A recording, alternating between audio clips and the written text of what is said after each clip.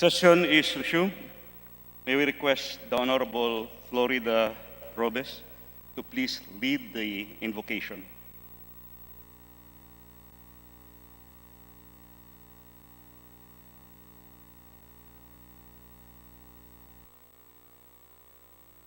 Let us all bow our heads for a prayer. Heavenly Father, we praise and thank you for this day. We are deeply humbled that you have placed us in this position to be your instruments for the good of our fellow Filipinos. As we gather in these halls of chamber today, we are assured that you are with us. For you have assured us, where there are two or more gathered in your name, you are there. Lord God, we humbly implore you to help us remove all the doubts, misunderstandings, and ill feelings towards each other. Give us comfort as we go through life's trials and challenges, making away all the hurts in our relationships. Let your everlasting love reign upon us through our session today and the remaining session of the days. Lord, as we are in the remaining 2 weeks of our session before we go on recess, we offer to you our agenda as we work to address some of the pressing issues facing our country today. Let the Holy Spirit guide us in the sworn duty to our countrymen. Lord God, make us your instruments of your divine purpose, of thy peace. Turn our abilities, connections, and talents into your divine will as we work together in unison. Help us endure disagreements and strive with godly courage and love. Dear Lord, we believe that we will overcome each and every obstacle with us united as one House of Representatives and with you walking beside us, working through us, and leading us every step of the way. Almighty Father, we are still in the midst of pandemic. Help us, O Lord. Your people are still suffering, but with your help and the innate strength and resiliency of the Filipino people, we as a nation have forged on and have chosen to continue to move forward despite and in spite of unprecedented hardship and challenges, O Lord. Please shower us with your guidance, wisdom, and support to engage in meaningful discussions. Fill us with your God's grace as we make decisions and vote on measures that affect our countrymen. Lord, continue to remind us that all that we do here today, all that we accomplish, is for the pursuit of the fruit, for the greater glory of you, and for the service of humanity. O Lord, protect us so that we can continue our mission and sworn duty of service to our constituents and the entire Philippine nation. Nourish us, Lord, with the Holy Spirit, that we can make every one moment count for the good of everyone. We ask this in the name of Jesus Christ, who lives and reigns with the Holy Spirit forever and ever. And of course, I'd like to give a prayer to our colleagues who are now sick. In Jesus' name, O Lord, we lift our hands to you, and please glorify us, O Lord. Amen. Amen. The Honorable Majority Floor Leader. Mr. Speaker, I move that we hold the reference of business. Could the Secretary General be directed to read the title of bills and resolutions on first reading, as well as committee reports and communications? So moved, Mr. Speaker. Is there any objection? The Chair hears none. The Secretary General is directed to read the titles of bills and resolutions on first reading, as well as the communications and committee reports for referral to the appropriate committees. Additional reference of business, bills on first reading. House Bill 8993, providing government assistance to Madrasa Education System. Representative Yu. To the Committee on Basic Education and Culture. House Bill 8994, declaring Bakulan Falls in Barangay Guliktap, Midsalip, Zamboanga del Sur as ecotourism site. Representative Yu. To the Committee on Tourism. House Bill 8995, establishing a center for children with special needs in every city and municipality. Representative Banyas Nograles. To the Committee on Welfare of Children. Resolutions. House Resolution 1650, urging the Committees on Health and Overseas Workers Affairs to inquire on the frequently changing testing and quarantine protocols being issued by the IATF EID. Representative Salo. To the Committee on Rules. House Resolution 1651, directing the Committee on Energy to urgently inquire on the recent spate of oil price hikes exacerbating the economic hardships caused by the COVID-19 pandemic. Representative Macapagal Arroyo. To the Committee on Rules. House Resolution 1652, calling for investigation by the proper committee on the alleged mass unauthorized charging of Netflix services on PLDT and Sky cable accounts. Representative Defensor Michael. To the Committee on Rules. House Resolution 1653, urging the Committee on Local Government to investigate the measures being taken by LGUs or the lack thereof in response to the reports on incidents of land grabbing that occur through the abuse of processes provided for by the local government code and to address incidents of fraud in the surreptitious foreclosure of private properties, especially properties constituted as family homes, due to alleged non-payment of local real property taxes. Representative Arroyo. To the Committee on Rules. House Resolution 1654, strongly urging the Committee on Appropriations to allocate an additional 66,500,000 pesos to complete the proper implementation of the Listahan program of the TSWD. To the Committee on Rules. To the Committee on Appropriations. House Resolution 1655, congratulating, commending District Collector John Simon of the BOC Collection District Region 10 for having been recognized as one of the Asia Environmental Enforcement Awardee by the United Nations Environment Program for fighting transboundary environmental crimes. Representatives Uy, Juliet. To the Committee on Ecology. House Resolution 1656, congratulating, commending Ms. Gabriela Sarmiento Wilson, known professionally as HER, a Filipina-American singer and songwriter, for winning Song of the Year of the 2021 Grammy Awards for her song, I Can't Breathe. Representatives Velasco de Venecia, Alonte, Singson Mihan, Revilla, Maceda, Macapagal Arroyo, among others. To the Special Committee on Creative Industry and Performing Arts. House Joint Resolution 35, urging the IATF, EID, and the Interim National Immunization Technical Advisory Group for COVID-19 vaccine to transfer teachers to the A4 priority group for vaccination. Representative Kimbo. To the Committee on Health. Communications, emails, and letters from certain municipal mayors and budget officers informing the House on the reports on fund utilization and status of programs, projects, activities, implementation relative to Bayanihan Grant to cities, municipalities, and provinces for certain months of 2020 and 2021. To the Committee on Appropriations. Committee reports. Report numbers 867 to 870 of the Committees on Tourism and Appropriations on House Bill numbers 9000 to 9003. Report number 871 of the Committees on Higher and Technical Education, Basic Education, Culture, and Appropriations on House Bill 9004. Report number 872 of the Committee on Tourism on House Bill 9005. Report number 873 of the Committees on Trade and Industry, Health, and Appropriations on House Bill 9007. Report numbers 874 and 875 of the Committee on Local Government on House Bill numbers 9008 and 9009. To the Committee on Rules. The Honorable Majority Floor Leader.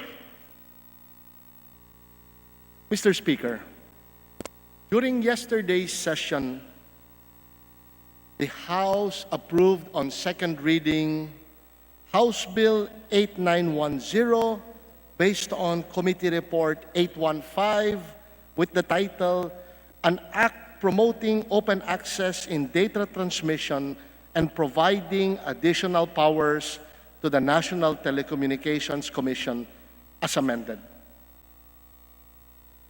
In accordance with Section 106 of Rule 14 of the House of Representatives, I move to reconsider the approval on second reading of House Bill 8910. So moved, Mr. Speaker. There is a motion as stated by the Honorable Majority Leader. Is there any objection? Chair hears none. Motion is approved.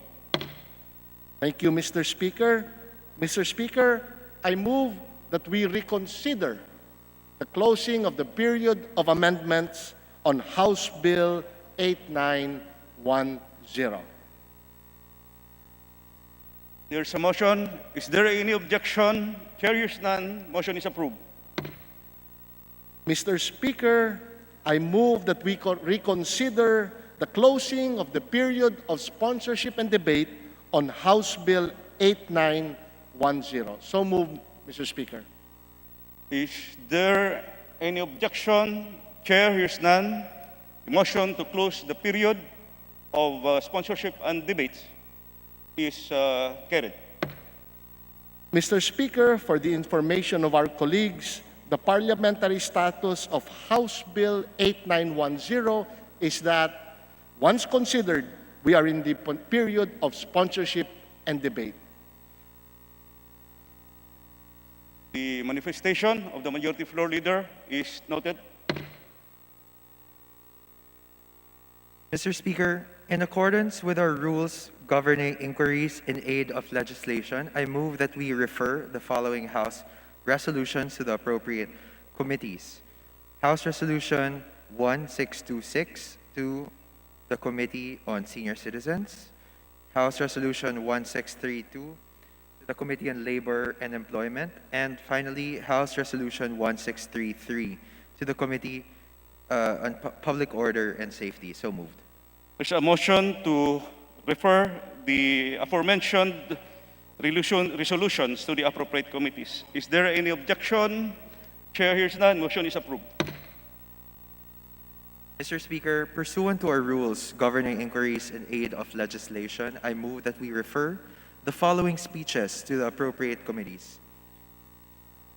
There's a motion to refer the aforementioned speeches to the following committees. Please proceed.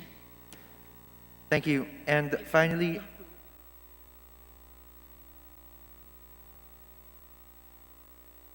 all right. So, Mr. Speaker, to clarify that previous motion further, I move that the speech of the Honorable Acosta Alba be referred to the Committee on Women and Gender Equality, the speech of Representative Bolilia to the Committee on Women and Gender Equality, the speech of Representative Elago to the Committee on Women and Gender Equality, the speech of the Honorable Sangcopan to the Committee on Women and Gender Equality, the speech of the Honorable Brosas to the Committee on Women and Gender Equality, the speech of the Honorable Roman to the Committee on Women and Gender Equality, the speech of the Honorable Kulyamat to the Committee on Women and Gender Equality, the speech of the Honorable Ungab to the Committee on Appropriations, the speech of the Honorable Zubiri to the Committee on Senior Citizens, and the speech of the Honorable Arnie Teves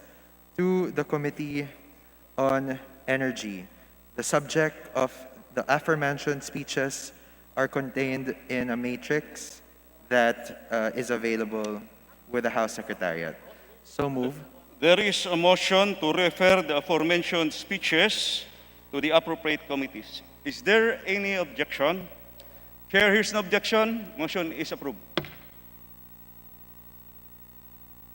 Mr. Speaker, I move that we include additional co-authors to House Bill 8942, 8943, 8957, 8970 to 8974, 8976, 8977, 8986, 8320, 8990 to 8992, 8930, 8944, 8945, 8955, 8956, 8958, 8960 to 8963, 8965 to 8969, 8975, 8985, 8987, and 8988, and House Resolution 1646 to 1649, as contained in the list to be submitted by the Committee on Rules. So moved. There is a motion to include as additional co-authors to the aforementioned House bills and resolutions. Is there any objection? Chair hears no objection. The motion is approved. Mr. Speaker, I move that we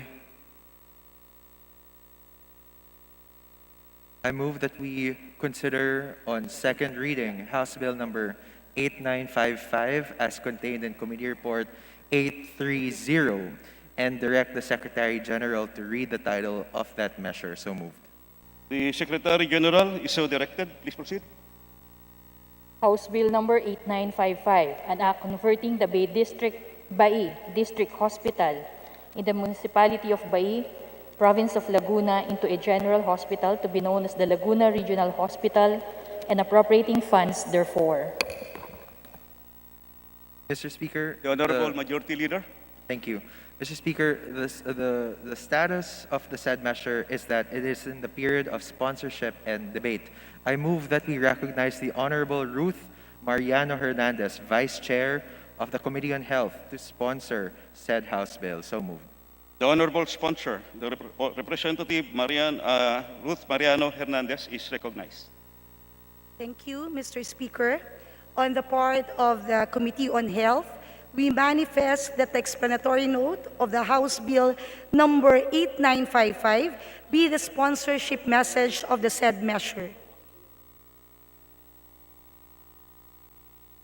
Thank you, Mr. Speaker.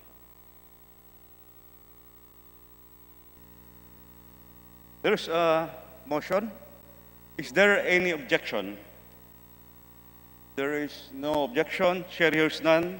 The motion of the sponsoring committee is approved. Please proceed. Mr. Speaker, there being no member who wishes to interpolate the sponsor, I move that we close the period of sponsorship and debate. There is a motion to close the period of sponsorship and debate. Is there any objection? Chair hears none. Motion is approved. Please proceed, Majority Leader. Mr. Speaker, I move that we open the period of amendments. There any objection? Chair hears none. Period of amendments is now open. Mr. Speaker, there are no committee amendments. However, I move that we recognize the Honorable Lawrence Defensor of the 3rd District of Iloilo for his individual amendments. So moved. The Honorable Lawrence Defensor of the 1st District of Iloilo is recognized. Please proceed, Your Honor. Thank you, Mr. Speaker. With the permission of the sponsor, I respectfully propose the following amendments to House Bill number 8955. Amendment number 1 on page 1, section 1, line 3, by adding the phrase, open quote, which shall be under the direct supervision and control of the Department of Health, end quote. What is the pleasure of the sponsoring committee? On behalf of the Mr. majority, we accept the said amendment. So moved. The sponsoring committee and the majority is. Are you accepting the proposal, Madam? Mr. Speaker, on the part of the Committee on Health, this representation interposes no objection, Your Honor.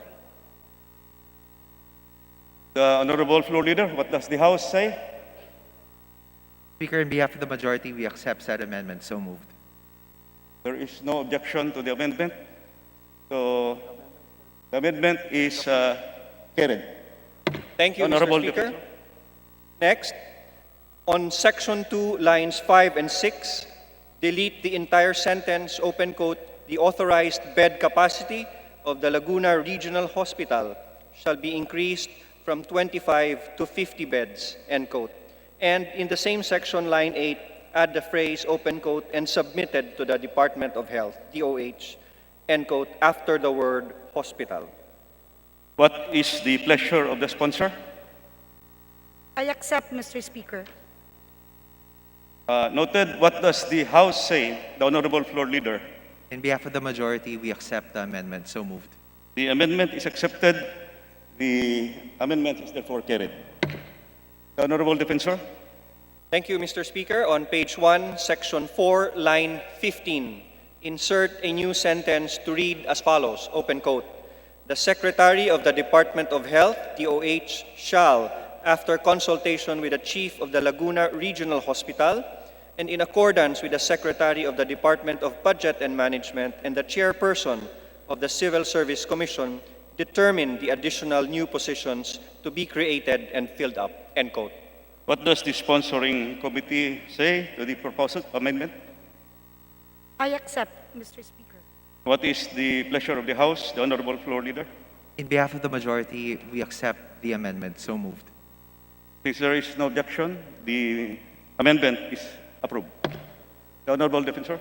Thank you, Mr. Speaker.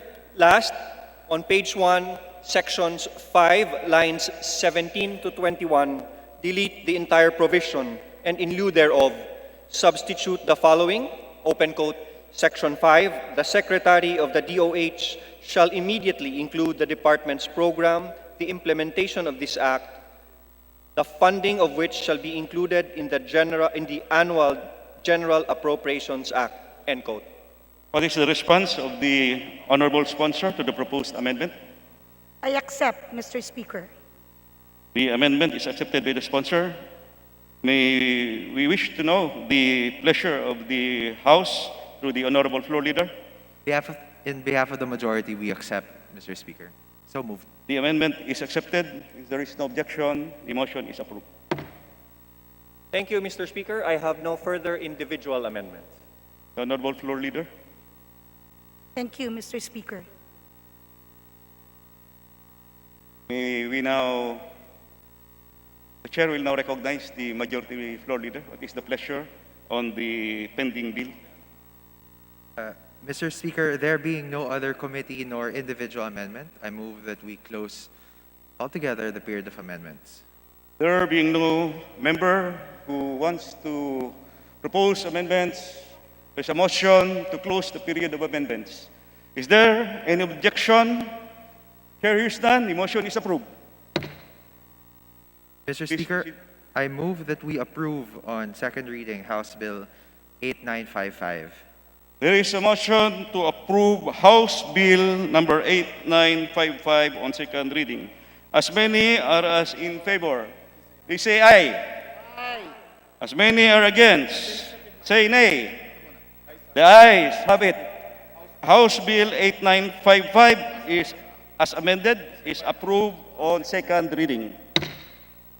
Please proceed, the Honorable Floor Leader. Mr. Speaker, I move that we authorize Deputy Speaker and Deputy Majority Leader Juan Pablo Rimpi Wandok to act on measures referred to the House for their inclusion in the calendar of business. So moved. There's a motion. Is there an objection? Chair hears none. Motion is approved.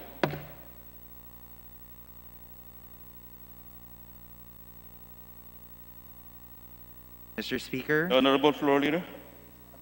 I move that we resume consideration on second reading of House Bill 8736 as contained in Committee Report 753 and direct the Secretary General to read the title of that measure. So moved. The Secretary General is so directed. Please proceed. House Bill number 8736, an act establishing a rental housing subsidy program for informal settler families in appropriating funds therefore. The Honorable Floor Leader. Mr. Speaker, the status of the said measure is that it is in the period of sponsorship and debate. I move that we recognize the distinguished chairperson of the Committee on Housing and Urban Development, the Honorable Kiko Benitez, to sponsor the said measure. So moved. We now proceed with the period of sponsorship and debate. The sponsoring committee, the sponsor of the chairman of the Housing and Urban Committee, the Honorable Representative Francisco Kiko Benitez, is recognized. Please proceed, Your Honor. Thank you. Mr. Speaker, dear colleagues, it is the pleasure of this representation to present for the consideration of this august chamber House Bill number 8736, or an act establishing a rental housing subsidy program for informal settler families and appropriating funds therefore. This measure has been deliberated intensively by the Committee on the Housing and Urban Development, with the support of at least 104 authors and co-authors. The wide support for this bill manifests the necessity of this measure, which has become urgent in the face of economic stress caused by the pandemic, that has shrunk further the low income of the poor, further obscuring their prospect of economic or social mobility, and increased their difficulties in finding decent homes. The case has been worse for families affected by recent typhoons that have flooded or damaged their houses. 3 decades since the enactment of Republic Act number 7279, or the Urban Development and Housing Act, homelessness continues to be an enormous challenge. Population growth and rural to urban migration are driving higher demand for housing in cities. As competition over limited space increases, the cost of land rises, making housing unaffordable for many Filipinos. Many are forced to live in the margins of the city, in idle spaces, in the streets, under bridges, along waterways, all exposing them to health and environmental hazards. The most recent estimate places the number of informal settler families in the country at 1.9 million. 45% of them live in disaster-prone areas or danger zones, aggravating the precariousness of their living conditions. Development projects and the clearing of danger zones threaten to displace many of these families. Section 28 of Republic Act 7279, or the UDHA, requires adequate relocation for families affected by eviction or demolition due to government infrastructure projects and the clearing of waterways and disaster zones. However, due to bureaucratic red tape, the development of resettlement sites and construction of housing units typically take 2 to 4 years to commence, let alone be completed. In the interim, informal settler families affected by government programs should be given financial assistance to rent decent housing units. We understand that this is a stopgap measure, but providing subsidies to displaced ISFs to access available housing units, this program broadens the options for low-income families. Poor families cannot afford to obtain housing loans, and their income generally cannot cover the payment of monthly amortizations. They will then have, through this program, the option to temporarily rent a housing unit with assistance from the government until they have developed the financial capacity for home ownership, or the sites for their resettlements are ready to be occupied. This is consistent with the spirit of Republic Act 11201. Section 20 of the implementing rules and regulation of this landmark legislation that created the Department of Human Settlements and Urban Development mandates the formulation of public housing policies and programs that explore and recognize alternative, innovative solutions to addressing the country's housing needs, such as different tenurial instruments, including rental housing, particularly for those who have experienced calamities and disasters and awaiting more permanent housing arrangements. No less than President Rodrigo Roa Duterte recognized this in his 5th State of the Nation address. President Duterte called for Congress to pass a rental housing subsidy to, and I quote, enable all Filipinos, regardless of social status, to live in decent homes where their families can lead meaningful lives, close quote. Mr. Speaker, my dear colleagues, it is thus that the approval of the Rental Housing Subsidy Program Act is a major step in addressing the problem of homelessness and in the improvement of the quality of life of our people.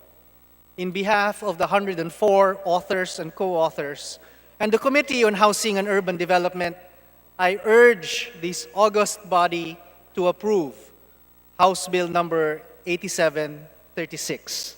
Thank you, kag madamo gid na salamat sa inyo tanan.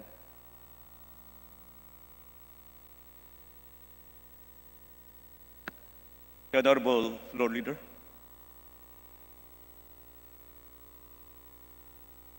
Are still in the period of sponsorship. All right. So, Mr. Speaker, first to interpolate the sponsor is the distinguished lady from Gabriela Party List. I move that we recognize Congresswoman Arlene Brosas. So moved. Is there any objection if we proceed to the period of interpellation? Chair hears none. Motion is approved. The Honorable Brosas is recognized for her interpellation. The sponsoring committee, the Honorable Chairperson, Honorable Francisco Kiko Benitez, will answer the interpellation. The Honorable Brosas is recognized. Thank you, Mr. Speaker. Maraming salamat, Mr. Speaker.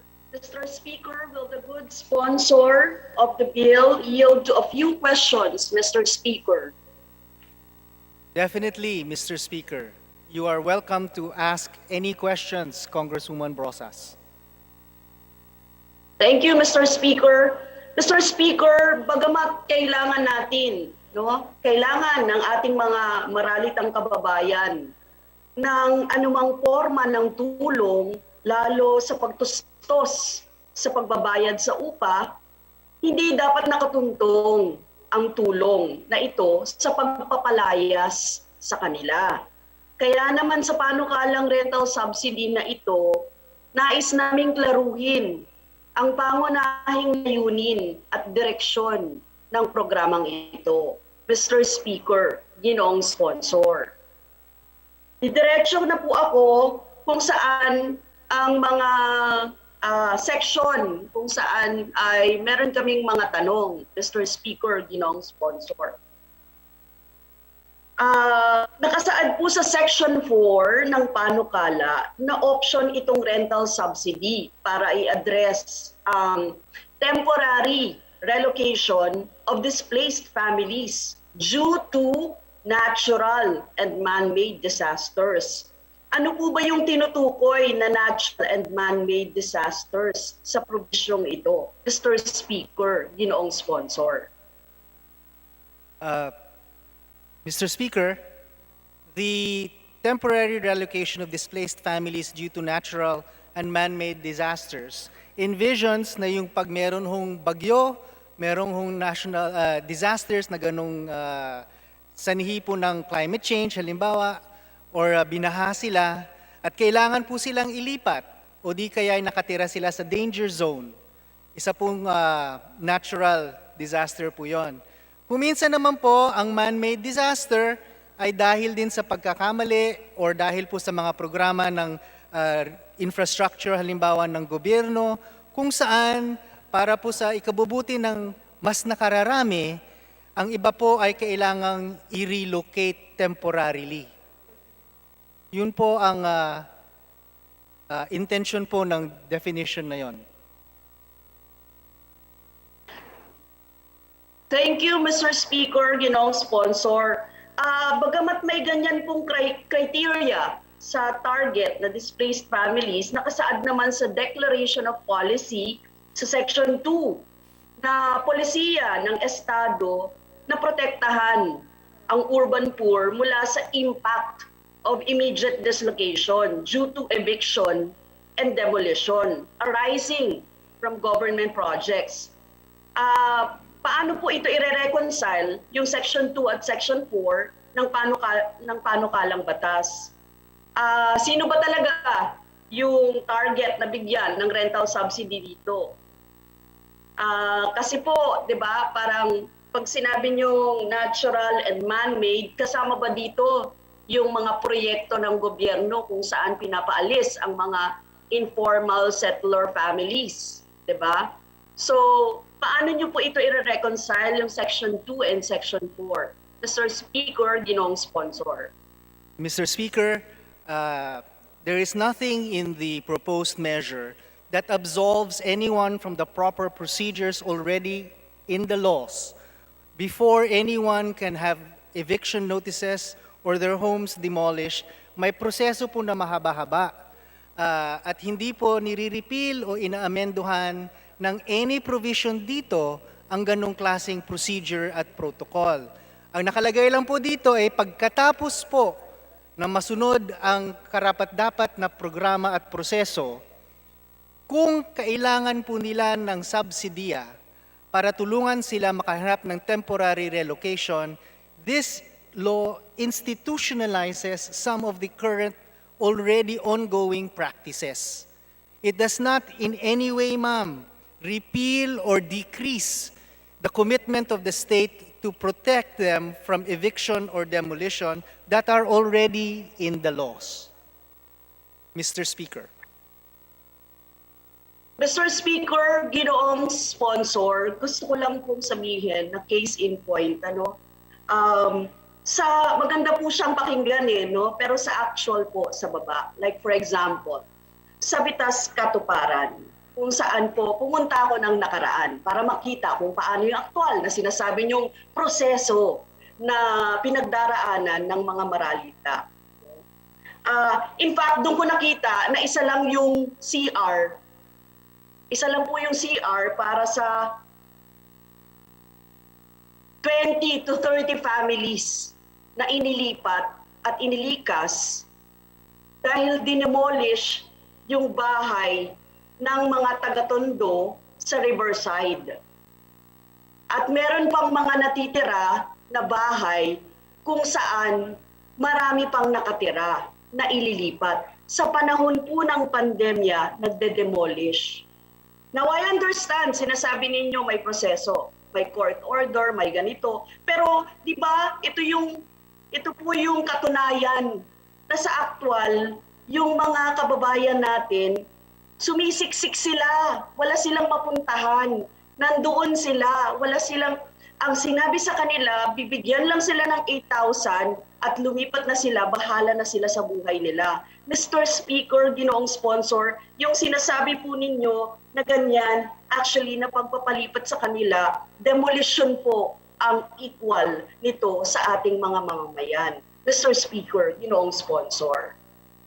Mr. Speaker, Now, sorry, akala ko po tapos na kayo. Sige po, makikinig po kami. sige, Mr. Speaker, ginoong sponsor, baka meron po kayong gustong sabihin pa.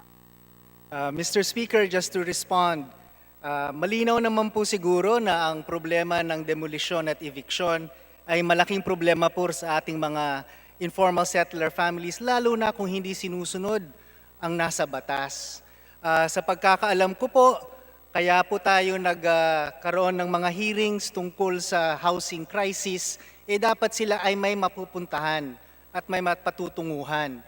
Pangalawa po, meron po tayong mga resolution for inquiries sa Committee ng Housing po para siguraduhin po yung mga ganyang klaseng demolition or eviction na nangyayari sa kasalukuyan ay masubaybayan po ng Kongreso as is appropriate for its oversight function.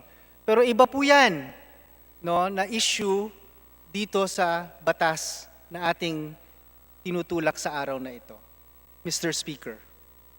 Mr. Speaker, ginoong sponsor, naiintindihan ko po yung pagnanais ninyo na ipaliwanag kung paano sa gustong pamamaraan na magkaroon talaga ng rental subsidy at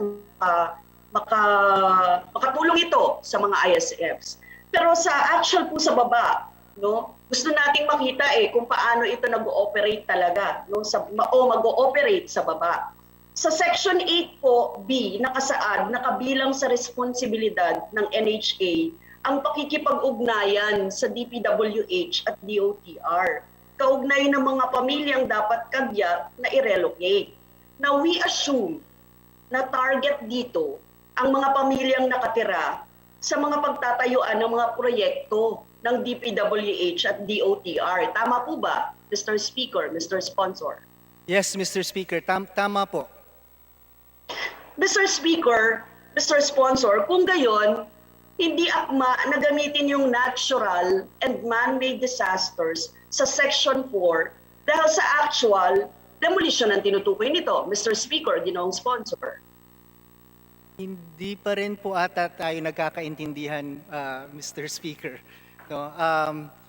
The purpose still of the bill is upon proper procedures, kung sila ay kailangan pong ilipat, ay bibigyan po sila ng subsidiya at ayuda habang sila ay naghihintay for their more permanent resettlement.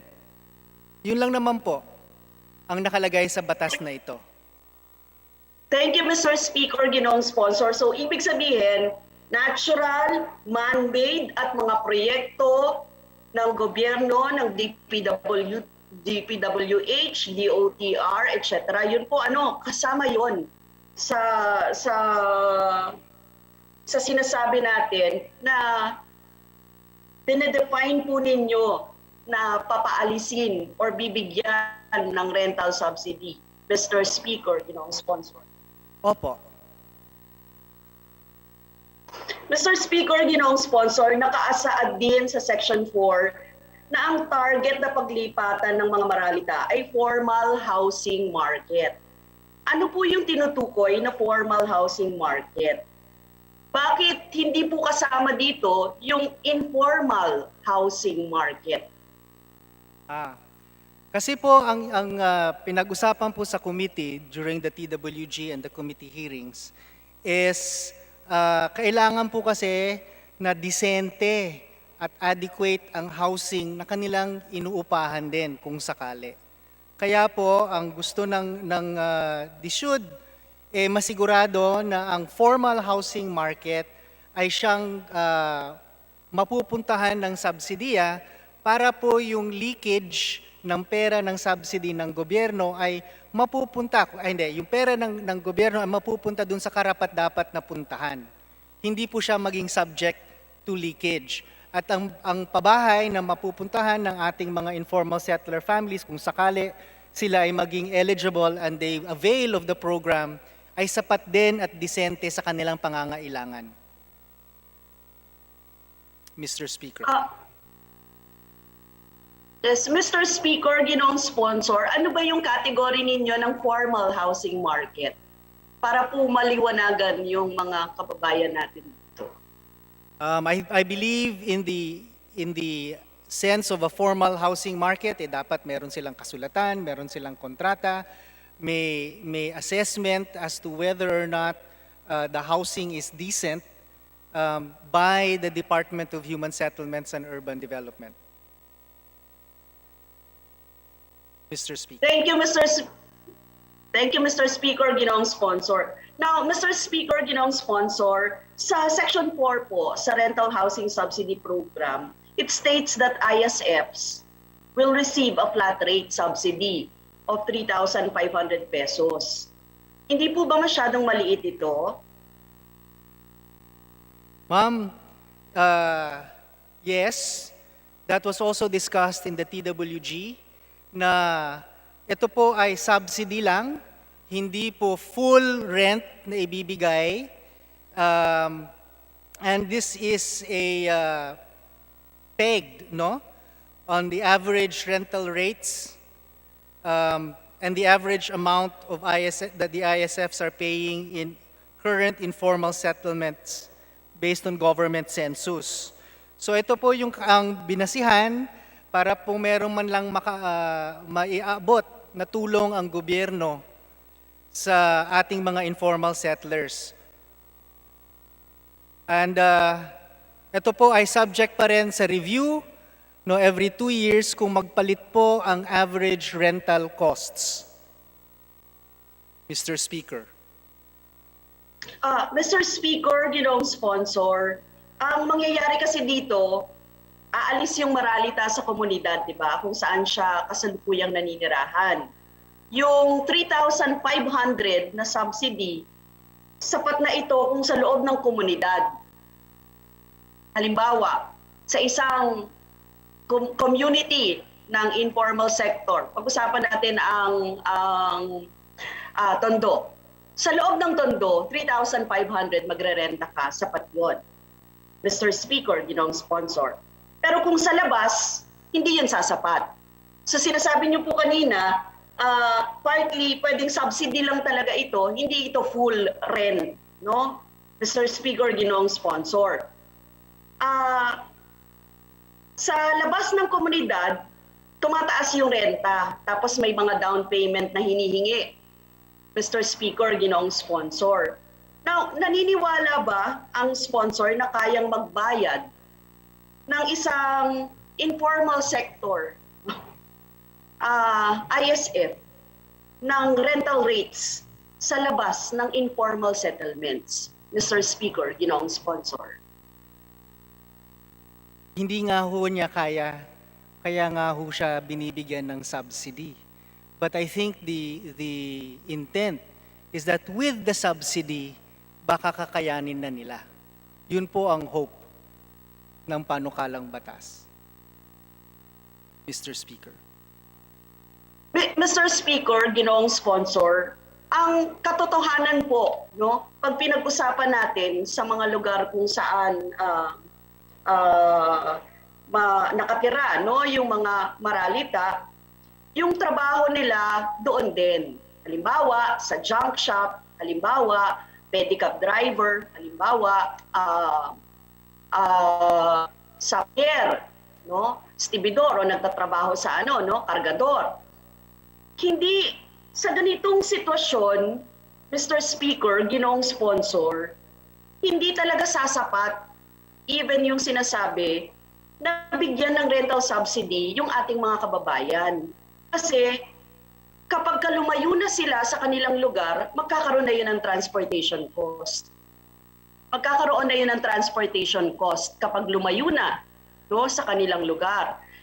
Hindi ma-afford ng mga maralita, no, na lumabas minsan sa kanilang komunidad dahil doon nga sila ipinagsiksikan.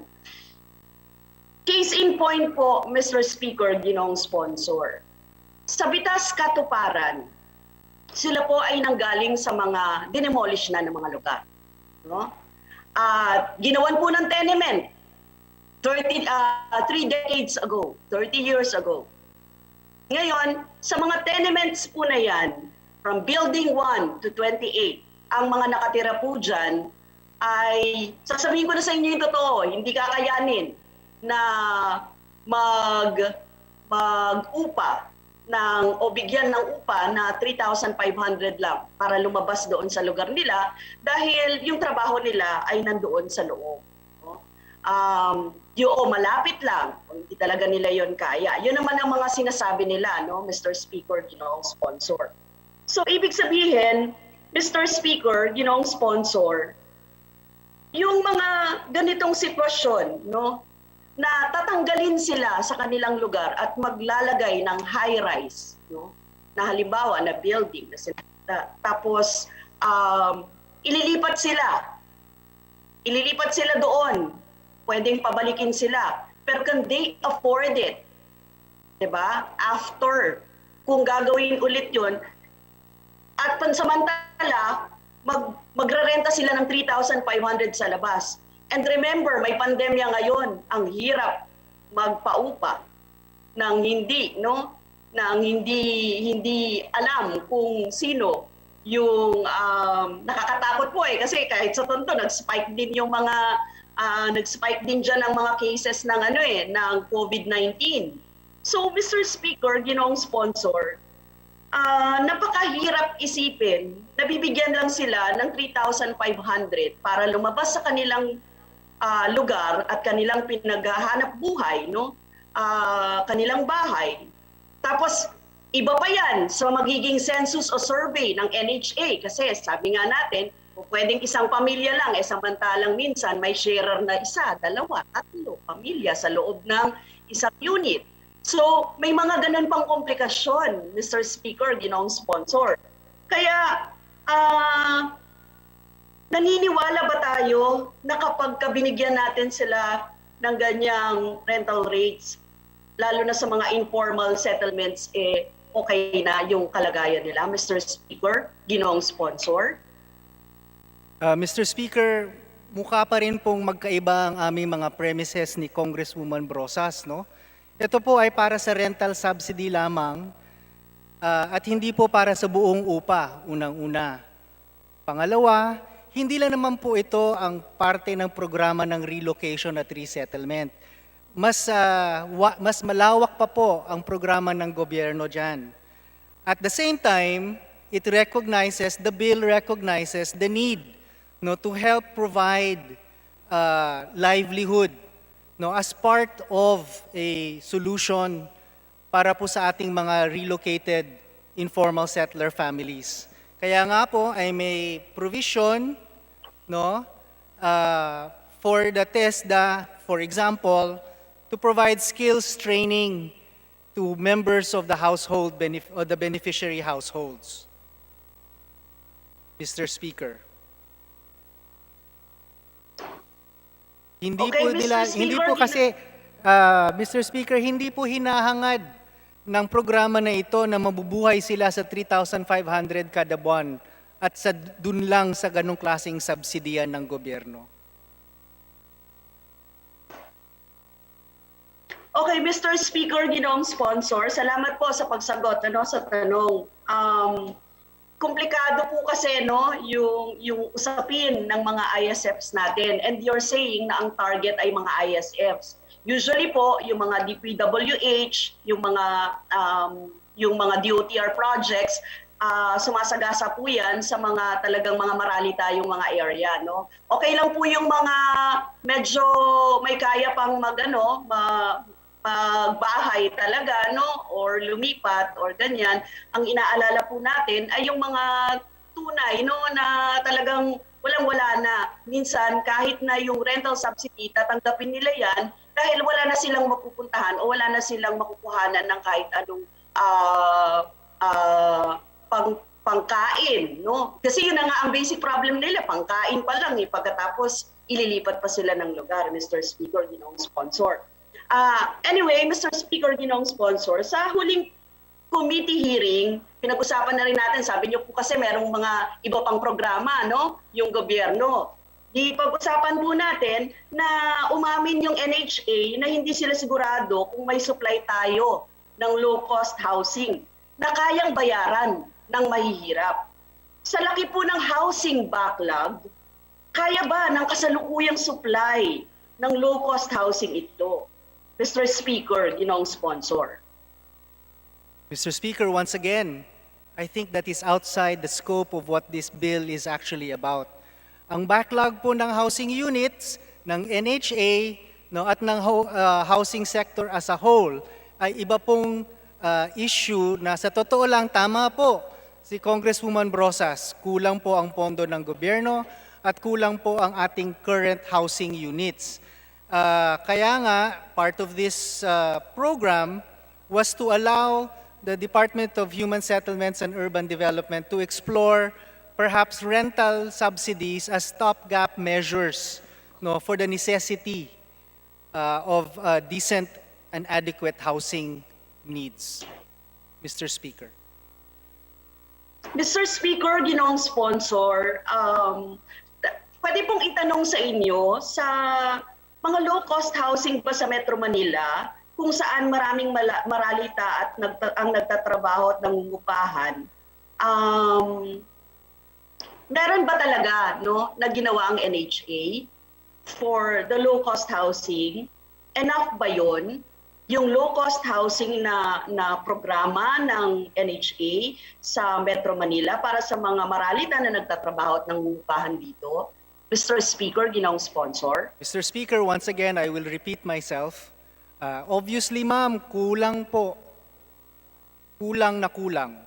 Kaya po kailangan nating dagdagan. Mr. Speaker.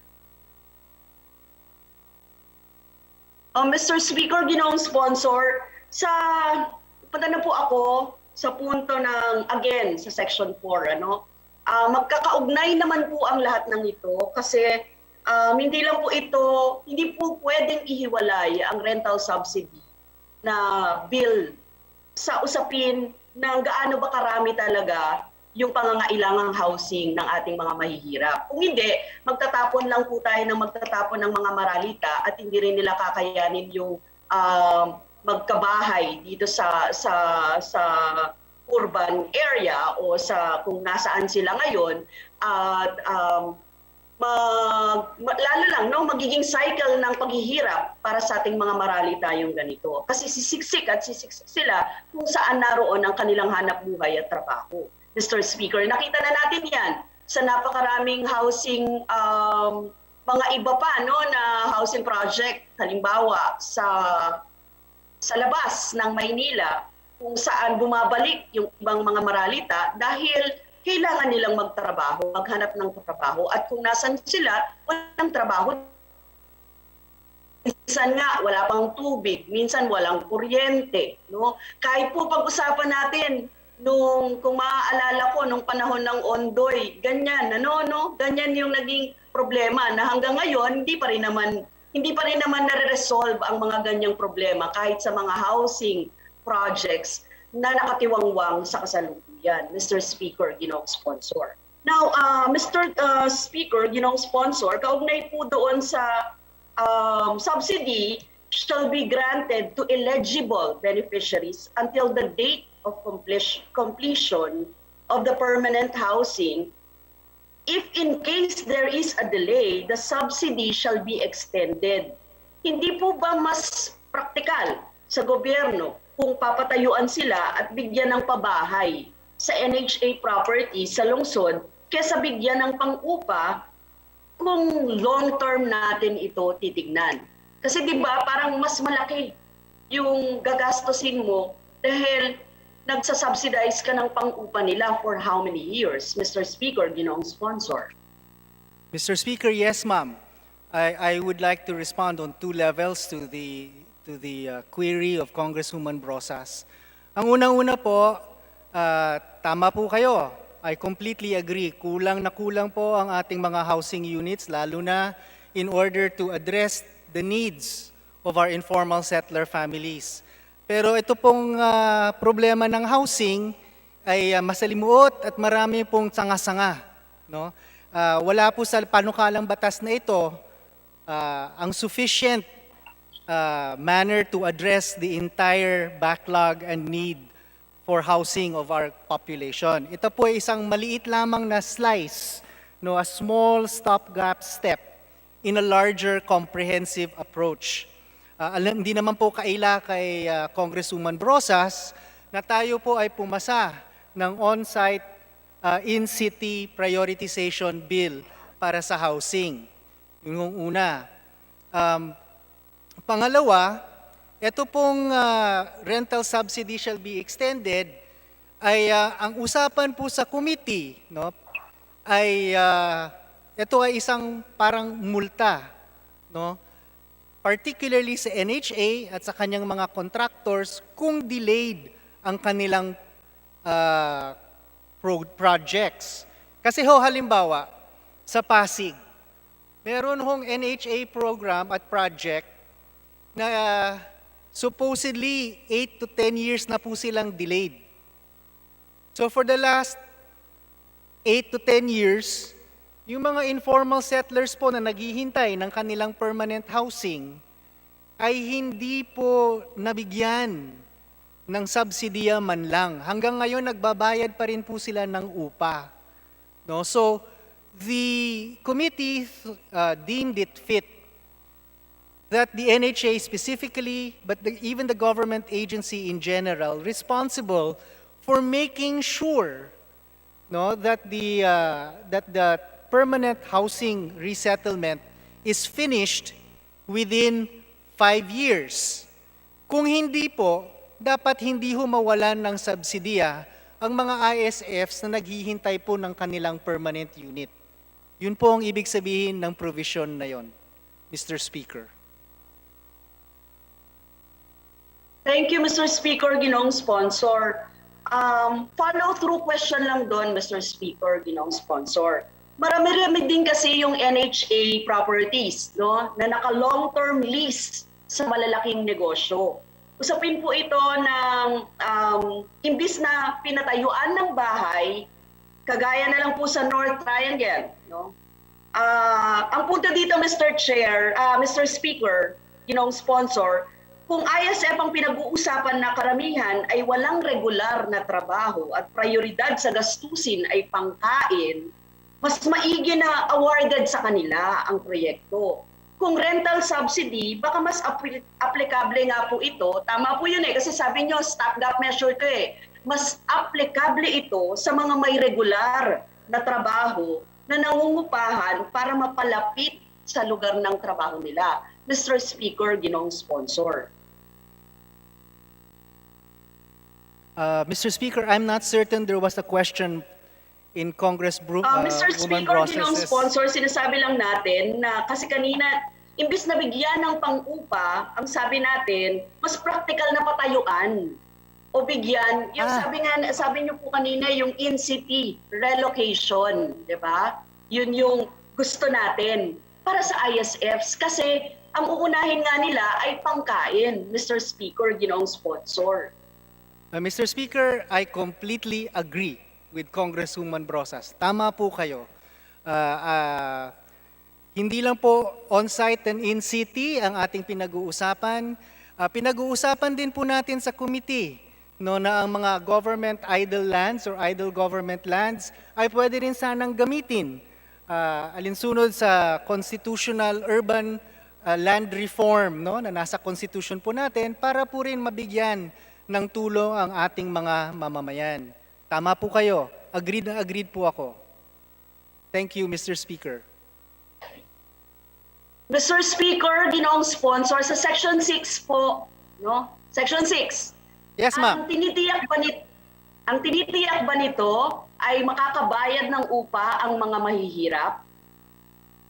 Malinaw po sa letter B na ang matitiyak lamang dito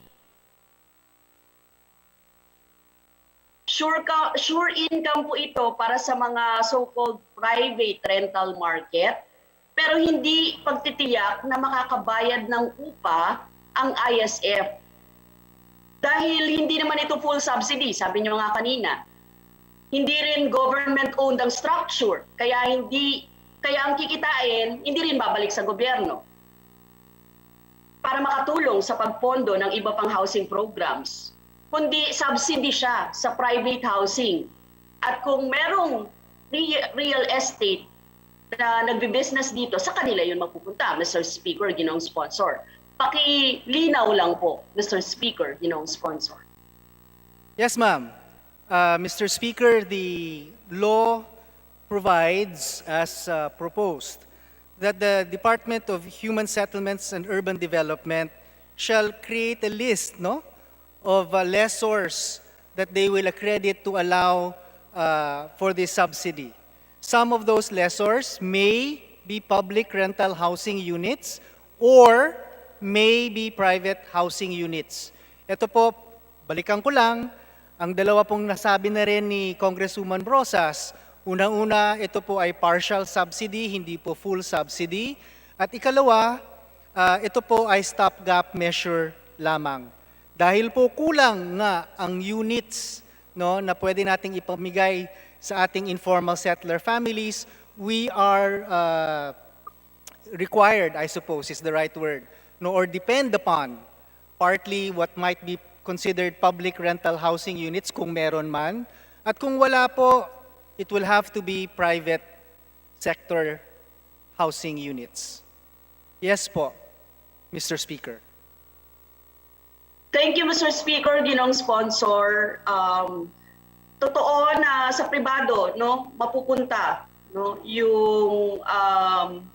yung pagkita o yung pagtiyak na makakabayad, no? Kasi hindi naman babalik sa government unless government owned yung mga structures na yon. Kaya po nga kanina sinasabi natin na it will be better talaga, lalo na kung ISF ang target, ay magkaroon talaga ng NHA na housing program na in-city, no? Kaya nag-agree po tayo doon sa point na yun. At yun talaga yung pangangailangan. At yun yung nakakarami, no? Kasi mga ISFs nga yung tinatamaan ng mga DPWH na DOTR projects na marami-rami na nakalinya sa ngayon. Now, Mr. Speaker, Ginoong Sponsor, may mga points naman tayo na pinag-aagrihan dito. At alam ko, sinabi nyo kanina, malinaw, stopgap measure. Pero baka kasi, imbes na makatulong, in the long run, ay mas hirapan lalo yung mga mahihirap o maralita nating mga mamamayan. Now, Mr. Speaker, Ginoong Sponsor, maganda yung intensyon ng batas na ito na makapagbigay alwan sa mga maralitang mahihirap makapagbayad ng lumulobong upa sa kabila ng tumataas na presyo ng bilihin at kawalan ng ayuda mula sa gobyerno. Maganda rin yung intensyon ng rental subsidy bill, pero sa tunay na buhay, kailangan din natin aralin ang housing issues talaga ng Maralita. Mahalaga na nalilinaw kung sino ang target ng beneficiary ng rental subsidy na panukala dahil maaaring pabalat lang yung nakasaad na natural and man-made disasters sa actual demolition bunga ng mga government projects talaga. Walang problema, Mr. Speaker, ginoong sponsor, kung ang nais tulungan ng panukala ay ang mga informal settlers na dislocate dahil apektado ng pananalasa ng bagyo, lindol o pagsabog ng ulan. Wala ring problema kung rental subsidy ito sa pangkalahatan at walang itinatakdang kondisyon gaya ng pagbabawal na bumalik sa pinaglikasan nila. Kung maaari pa man din silang bumalik kung saan sila, 'di ba, pinaalis. Subalit ibang usapin kung gagamitin ang rental subsidy para mas lalong magkaroon ng dislokasyon ng mga Maralita dahil sa tinatawag na danger zones. 'Di ba? Yun naman usually yung sinasabi, danger zone, kaya kailangan paalisin kayo diyan, lilimasin kayo diyan. Na nagiging palusot, no? Dahil sa pagtatayo ng mga government projects tulad ng mga proyektong pang-infrastruktura, Mr. Speaker, ginoong sponsor. Kaya, yun na po yung panghuli, no, na nais namin sabihin na itong rental subsidy, maganda ang intensyon, pero baka mas kakailanganin o pag-aralan ng mabuti yung iba't ibang housing issues ng ating mga Maralita para makatulong sa ating mga mamamayan. Yung buong housing issues ng Maralita po at hindi lang itong gusto nating stopgap measure ng rental subsidy bill. Yun lang po. Maraming salamat, Mr. Speaker. Maraming salamat, ginong sponsor. Maraming salamat po, Congresswoman Brosas. Tama po kayo and I fully agree we need a comprehensive solution. Ito po ay isang lamang hakbang maliit man, no, para ating matugunan ang ating housing crisis sa Pilipinas. Salamat po, Mr. Speaker. What is the pleasure of the Honorable Floor Leader? Mr. Speaker, there being no other member who wishes to interpolate the honorable sponsor, I move that we close the period of sponsorship and debate. So move. There is a motion to close the period of sponsorship and debate. Is there any objection? Chair hears none. The motion is approved. Mr. Speaker, I move that we open the period of amendments. There's a motion to open the period of amendments. Is there any objection? Chair hears no objection. The motion is approved. Mr. Speaker, there being no committee nor individual amendments, I move that we close the period of amendments. There being no amendment proposed, I would like to ask if there are any objection. We now close the period of amendments. If there is none, the motion is approved. Speaker, I move that we approve on second reading House Bill 8736. There is a motion to approve House Bill number 8736 on second reading, an act establishing a rental housing subsidy program for informal settlers, families, and appropriating funds therefore. As many as are in favor, say aye. Aye. Aye. As many are against, say nay. The ayes have it. House Bill 8736 is approved on second reading. The Honorable Majority Floor Leader. Mr. Speaker, I move that we consider House Bill number 8970 as contained in Committee Report number 843. May I request the Secretary General to read the title of the bill. The Secretary General is directed to read 8970. House Bill number 8970, an act renewing for another 25 years the franchise granted to Meridian Telecoms Incorporated, presently known as Smart Broadband Incorporated, under Republic Act number 8337, entitled an act granting the Meridian Telecoms Incorporated a franchise to construct, install, establish, maintain, lease, and operate wire and or wireless telecommunication systems throughout the Philippines. Mr. Speaker, I move that we open the period of sponsorship and debate for House Bill number 8970. There's a motion to open the period of sponsorship and debates for House Bill 8970. The sponsoring committee is recognized. Mr. Speaker, I move that we recognize the sponsor of the bill, the Honorable Gentleman from the 1st District of Palawan, Honorable Franz Alvarez, to sponsor House Bill 8970. The chairperson of the Committee on Legislative Franchises, sponsoring committee, is hereby recognized. The Honorable Representative Franz Alvarez.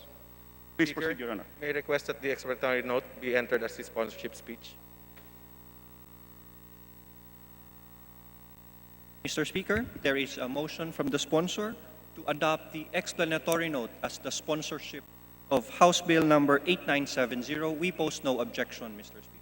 There is a motion to adopt the explanatory note as the sponsorship speech of the Honorable Chairman of the Legislative Franchises, and there is no objection. Motion is approved. Mr. Speaker, I move that we open the period of, I move that we close the period of sponsorship and debate. There's a motion to close the period of sponsorship and debates. Is there any objection? Chair is none. Motion is approved. Mr. Speaker, I move that we open the period of amendments. The motion to open the period of amendments. Is there any objection? Chair is none. Motion is approved. Mr. Speaker, there being no committee and individual amendments, I move that we close the period of amendments. Is there any objection? Chair hears none. The period of amendments is hereby closed. Mr. Speaker, I move that we approve on second reading House Bill number 8970. There is a motion to approve on second reading House Bill 8970. As many as are in favor, say aye. Aye. As many are against, say nay. The ayes have it. House Bill 8970 is approved on second reading. Honorable Floor Leader. Thank you, Mr. Speaker. Mr. Speaker, I move that we consider House Bill number 8971 as contained in Committee Report number 844. May I request the Secretary General to read the title of the bill?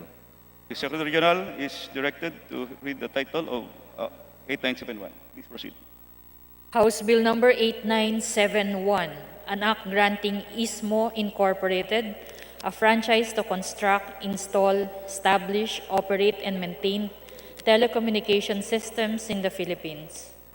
Mr. Speaker, I move that we open the period of sponsorship and debate. There's a motion to open the period of sponsorship and debate. There in objection, Chair hears none. Motion is approved. Mr. Speaker, I move that we recognize the sponsor of the bill, the Honorable Franz Alvarez. The sponsoring committee, the Honorable Chairman of the Legislative Franchises, the Honorable Representative Franz Alvarez, is recognized. Mr. Speaker, may I request that the sponsorship speech be entered, the explanatory note be entered as the sponsorship speech? There's a motion to register the explanatory note as his sponsorship speech.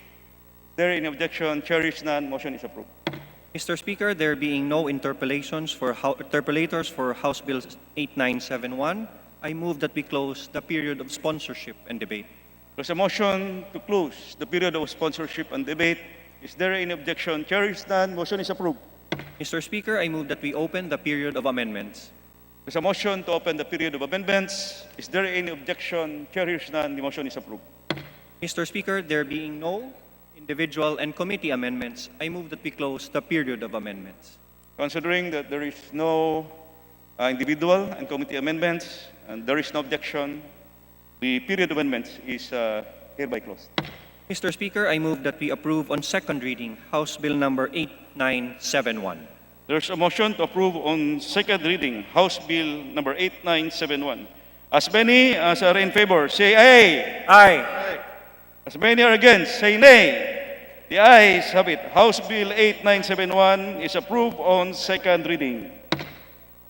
Mr. Speaker, I move that we consider House Bill number 8972 as contained in Committee Report 845. May I request the Secretary General to read the title of the bill? The Secretary General is directed to read the title. House Bill number 8972, an act granting FICTAP Telecommunications Incorporated a franchise to construct, install, establish, operate, and maintain telecommunication services within the Philippines and with international points. The Honorable Floor Leader. Mr. Speaker, I move we open the period of sponsorship and debate. There's a motion to open the period of sponsorship and debate. Is there any objection? Chair hears none. Motion is approved. Mr. Speaker, I move that we recognize the sponsor of the bill, the Honorable Franz Alvarez. The sponsoring committee chairman, the Honorable Representative Franz Alvarez, is recognized. Mr. Speaker, may I again request that the explanatory note be entered as the sponsorship speech. There's a motion to register as his sponsorship speech the explanatory note of this bill. Is there any motion? Chair hears none. Motion is approved. Mr. Speaker, there being no interpellators for House Bill number 8972, I move that we close the period of sponsorship and debate. There's a motion to close the period of sponsorship and debate. Is there any objection? Chair hears none. Motion is approved. Mr. Speaker, I move that we open the period of amendments. There's a motion to open the period of amendments. Is there any objection? Chair hears none. Motion is approved. Mr. Speaker, there being no committee and individual amendments for House Bill 8972, I move that we close the period of amendments. There's a motion to close the period of amendments. Is there any objection? Chair hears none. Motion is approved. Mr. Speaker, I move that we approve on second reading House Bill number 8972. There's a motion to approve House Bill 8972 on second reading. As many as are in favor, say aye. Aye. As many as are against, say nay. The ayes have it. House Bill 8972 is approved on second reading. The Honorable Floor Leader. Mr. Speaker, I move that we consider House Bill number 8973 as contained in Committee Report number 846, and may I request the Secretary General to read the title of the bill. Please proceed, Secretary General. House Bill number 8973, an act renewing for another 25 years the franchise granted to Nation Broadcasting Corporation of the Philippines under Republic Act number 8623, entitled An Act Granting the Nation Broadcasting Corporation a franchise to construct, install, establish, operate, and maintain radio and television broadcasting stations in the Philippines. The Honorable Floor Leader. Mr. Speaker, I move that we open the period of sponsorship and debate. There's a motion to open this period of sponsorship and debate. Is there any objection? Chair is none. Motion is approved. Mr. Speaker, I move that we recognize the sponsor of the bill, the Honorable Franz Alvarez. The Honorable Sponsor, Representative Franz Alvarez, Chairman of the Committee on Legislative Franchises, is recognized. Mr. Speaker, I move that the explanatory note be entered as the sponsorship speech. There's a motion to register or include as the sponsoring speech the explanatory note of the said bill. Is there any objection? Chair hears none. Motion is approved. Mr. Speaker, there being no interpellators for House Bill number 8973, I move that we close the period of sponsorship and debate. There's a motion to close the period of sponsorship and debates. Is there any objection? Chair hears none. Motion is approved.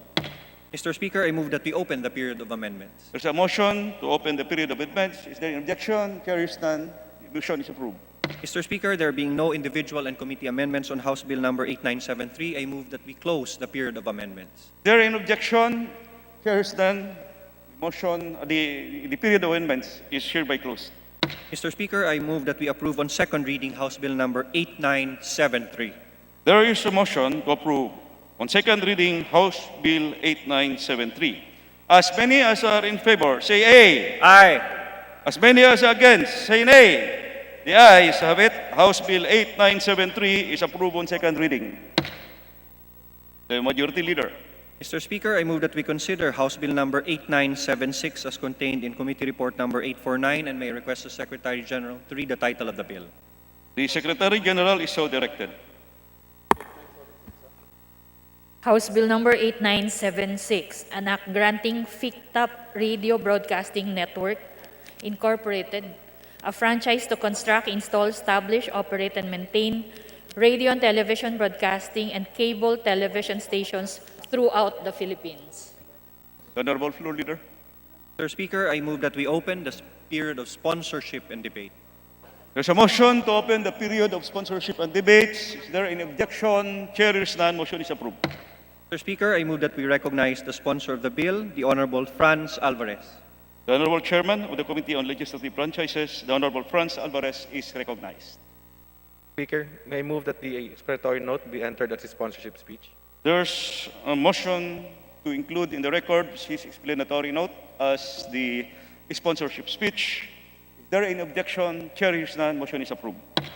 Mr. Speaker, there being no interpellators for House Bill number 8976, I move that we close the period of sponsorship and debate. There is a motion to close the period of sponsorship and debate. Is there any objection? Chair hears none. Motion is approved. Mr. Speaker, I move that we open the period of amendments. There's a motion to open the period of amendments. Chair, is there any objection? Chair hears none. Motion is approved. Mr. Speaker, there being no committee and individual amendments for House Bill number 8976, I move that we close the period of amendments. There is a motion to close the period of amendments. Is there any objection? Chair hears none. Motion is approved. Mr. Speaker, I move that we approve on second reading House Bill number 8976. There is a motion to approve House Bill 8976 on second reading. As many as are in favor, say aye. Aye. As many are against, say nay. The ayes have it. House Bill 8976 is approved on second reading. The Honorable Floor Leader. Mr. Speaker, I move that we consider House Bill number 8977 as contained in Committee Report 850, and may I request the Secretary General to read the title of the bill. The Secretary General is so directed.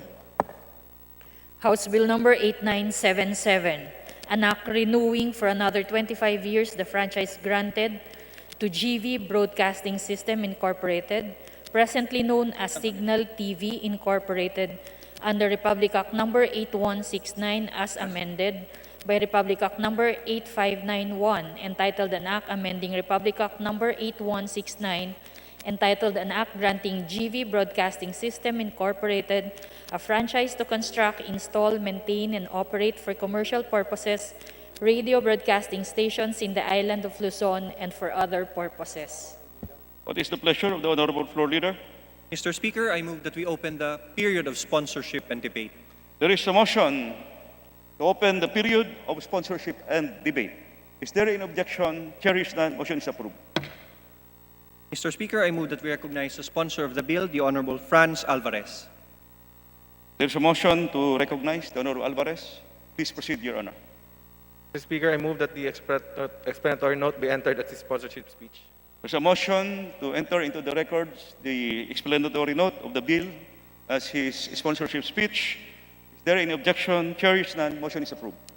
Mr. Speaker, there being no interpellators for House Bill number 8977, I move that we close the period of sponsorship and debate. There is a motion to close the period of sponsorship and debate. Is there any objection?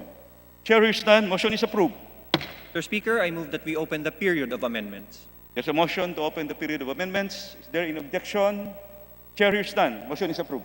Mr. Speaker, there being no committee and individual amendments for House Bill number 8977, I move that we close the period of amendments. There is a motion to close the period of amendments. Is there any objection? Chair hears none. Motion is approved. Mr. Speaker, I move that we approve on second reading House Bill number 8977. There is a motion to approve House Bill 8977 on second reading. As many as are in favor, say aye. Aye. Aye. As many are against, say nay. The ayes have it. House Bill 8977 is approved on second reading. The Honorable Floor Leader. Thank you, Mr. Speaker. Mr. Speaker, I move that we consider House Bill number 8817 as contained in Committee Report 769. And may I request the Secretary General to read the title of the bill. The Secretary General is so directed to read the title of the bill. House Bill number 8817, an act providing protection for freelance workers. The Honorable Floor Leader. Mr. Speaker, I move that we open the period of sponsorship and debate. There is a motion to open the period of sponsorship and debate. Is there any objection? Chair hears none. Motion is approved. Mr. Speaker, I move that we recognize the Chairman of the Committee on Labor and Employment, the gentleman from Party List Pacman, the Honorable Enrico A. Pineda, for his sponsorship speech. The sponsoring chairman, committee chairman of the Labor and Employment Committee, Representative Enrico Pineda, is recognized. Zoom.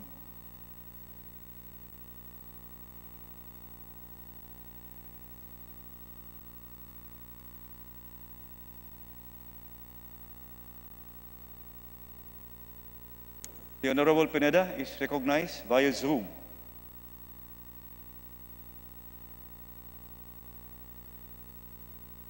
Thank you, Mr. Chair.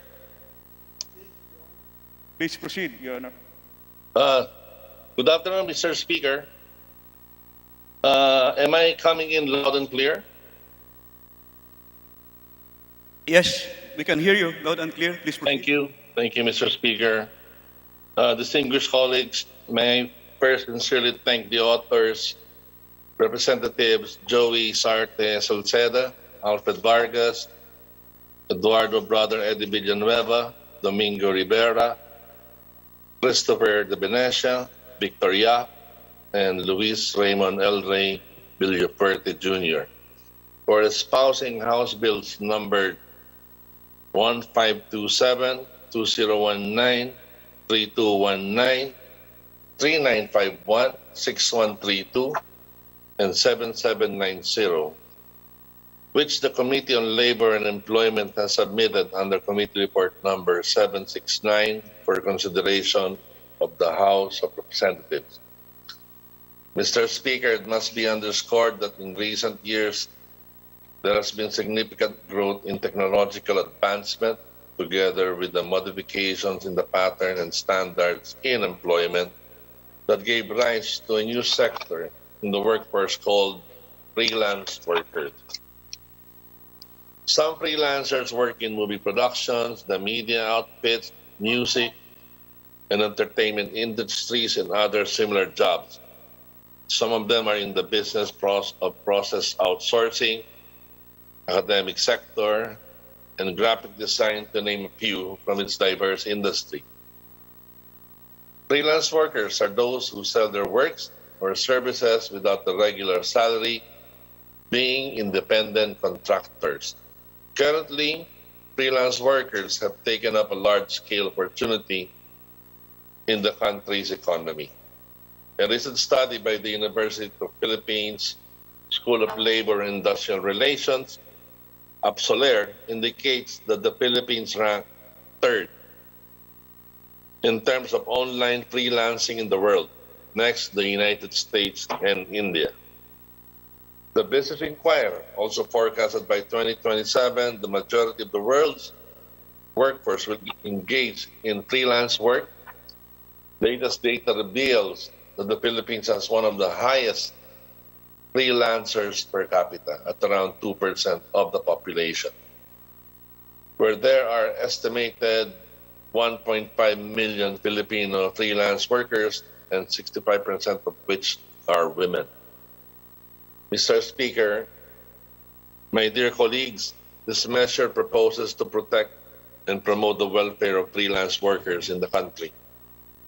Specifically, this measure requires a written contract between the employer and the freelance worker, covering services to be provided by the freelance worker, details of compensation and benefits, employment period, grounds for breach of contract, the freelance worker's tax identification number, and other conditions as may be directed by the Department of Labor and Employment.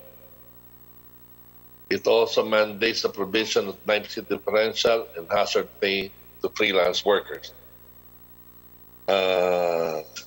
Enumerated unlawful practices under this Act provides for a civil penalty of 50,000 to 500,000 for unlawful practices under this Act. Also mandates freelance workers to register with the Bureau of Internal Revenue and pay their annual income taxes. And also, it provides for information and education campaign by the DOLE in collaboration with the DTI, BIR, and LGUs on the provision of this Act. This measure acknowledges the changing landscape of how jobs are performed by granting the protection of law for the unique circumstances of freelance workers by providing protection and promoting their welfare. Mr. Speaker, distinguished colleagues, with all of the foregoing, I ask for your support for this very important measure. On behalf of the Committee on Labor and Employment, I earnestly seek the support and approval of the House of Representatives for this timely and significant piece of legislation. Thank you, Mr. Speaker. What is the pleasure of the Honorable Majority Floor Leader?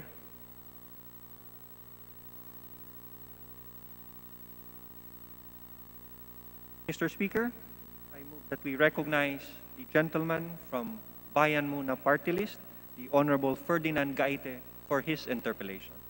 The Honorable Ferdinand Gaite is recognized for his interpellation via Zoom. May we request the technical staff to please connect the Honorable Gaite.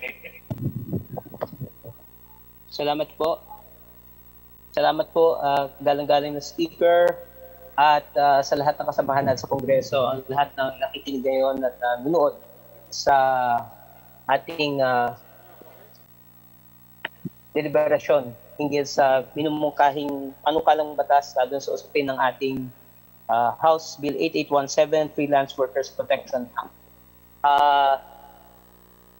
Matagal na talagang may batas para pangalagaan ng ating freelance workers, lalo sa panahon ng pandemya, na bunga ng kawalan ng regular o nawalan ng mga regular na sources ng ating freelance workers ay lalong nalagay sa panganib. Ngunit tulad na nabanggit nating kagalang-galang na sponsor, napapanahon na bigyan sila ng ang karapatan na ang pangangalaga ng kanilang mga karapatan at ang pag-promote ng kanilang welfare. Sa bahaging ito, Mr. Speaker, Mr. Sponsor, pahintulutan ba ng ating kagalang-galang na chairperson ng ating Committee on Labor, Congressman Eric Pineda, na magkaroon ng ilang paglilinaw hinggil sa pinapanukalang batas, Mr. Speaker? By all means, Mr. Speaker. Yes, the Honorable Pineda, please proceed. Salamat po. Salamat po, Mr. Speaker. Mr. Sponsor, sa pinapanukalang batas na ito, ano po yung ating kabuuang definisyon dito sa binabanggit nating freelance worker? As opposed to yung iba nating sinasabing workers, no? Meron tayong tinatawag na mga regular workers, mga wage earners, meron rin tayong mga non-regular workers, meron tayong mga informal workers, at iba pa. Ano ho bang definition natin sa freelance worker? Mr. Speaker, kagalang-galang na Congressman Eric Pineda. Mr. Speaker, distinguished colleague of mine, Congressman Ferdinand Gaite, yung mga freelance workers po natin, most of them are in the movie and media industry, like was entertainment. But also some are in the, sa BPO, sa mga academic sector, mga graphic design, and the likes. So ito yung talagang isang segment ng ating mga workers na kailangan talaga ng protection, especially from abuse of contract, dahil karamihan dito wala naman silang security tenure with their work. So project-based lahat po to. So ginawa lang ho natin to ng batas para mapakalagaan po ang kanilang na hindi po sila malalagay ho sa alangan, hindi po sila maloloko ng mga kumpanya na kukunin po sila sa mga iba't ibang klaseng trabaho na mostly are being provided now by our freelance workers. Naiba po ito doon sa mga informal workers po na meron din tayong sinulong na batas para naman sa mga informal workers po natin. Kaya ito naman po sa freelancers, talagang ito po yung mga nasa mga industriya po ng, as I mentioned, sa movie, sa media, entertainment, outsourcing, and the likes, Mr. Speaker. Salamat po, Mr. Sponsor. Mr. Speaker, sa paglilinaw hinggil sa definition ng freelance worker. At ayon na rin mismo sa pinapanukalang batas sa House Bill 8817, nabanggit po dito na ang freelance worker refers to any natural person or entity composed of no more than one natural person, whether incorporated under the SEC, registered as a sole proprietorship under the DTI, or registered as self-employed with the BIR, who is hired or retained to provide services in exchange for compensation as an independent contractor to work according to one's own method and without being subjected to the control of the hiring party, except only as to the results of the work. So technically, from what I glean from the definition, sila po ay hindi empleyado. Kung hindi sila po ay independent contractor na hindi subjected sa control ng hiring party, except dun lang sa dulo. Ano ba yung gustong resulta na makuha? Tama po ba yun, Mr. Speaker, Mr. Sponsor? Tama po yan, Mr. Speaker. So kung gayon, ibig sabihin po, tulad na nabanggit nyo kanina, practically maraming profesyon na saklaw dito. Nabanggit nyo yung media, nabanggit nyo yung TV. Pero liban doon, mapamedia, may tinatawag tayong post-production. Of course, yung ating mga artist, yung mga cultural workers, yung mga sumusulat ng script, mga researchers, at marami pang professional na tinaguri ang freelancer o freelance worker sa bansa. Tama po ba yun, Mr. Speaker, Mr. Sponsor? Tama po, Mr. Speaker. Kung gayon, sa binabasok po yung Section 2 ng panukalang batas, tama po ba ang pangunahing layunin ng panukalang batas na ito ay ipagbawal lang ang hindi makatuwiran at walang dahilan ng pag-delay o late na pagbayad at mas malala na hindi binabayaran ng mga freelance workers? Kasi ito po yung nakalagay sa Section 2 sa Declaration of Policy sa page 2 sa line 1. Okay. Pursuant to Article 2, Section 18 and Article Mr. Chair, pwede mo pong pagtuloy, Mr. Speaker, Mr. Sponsor.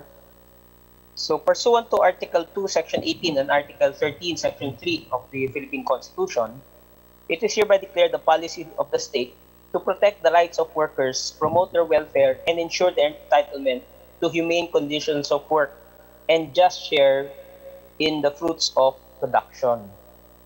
Tapos ito po yung dinagdag. Towards this end, the state shall recognize the right of freelance workers to protection from late or non-payment of fees for services rendered.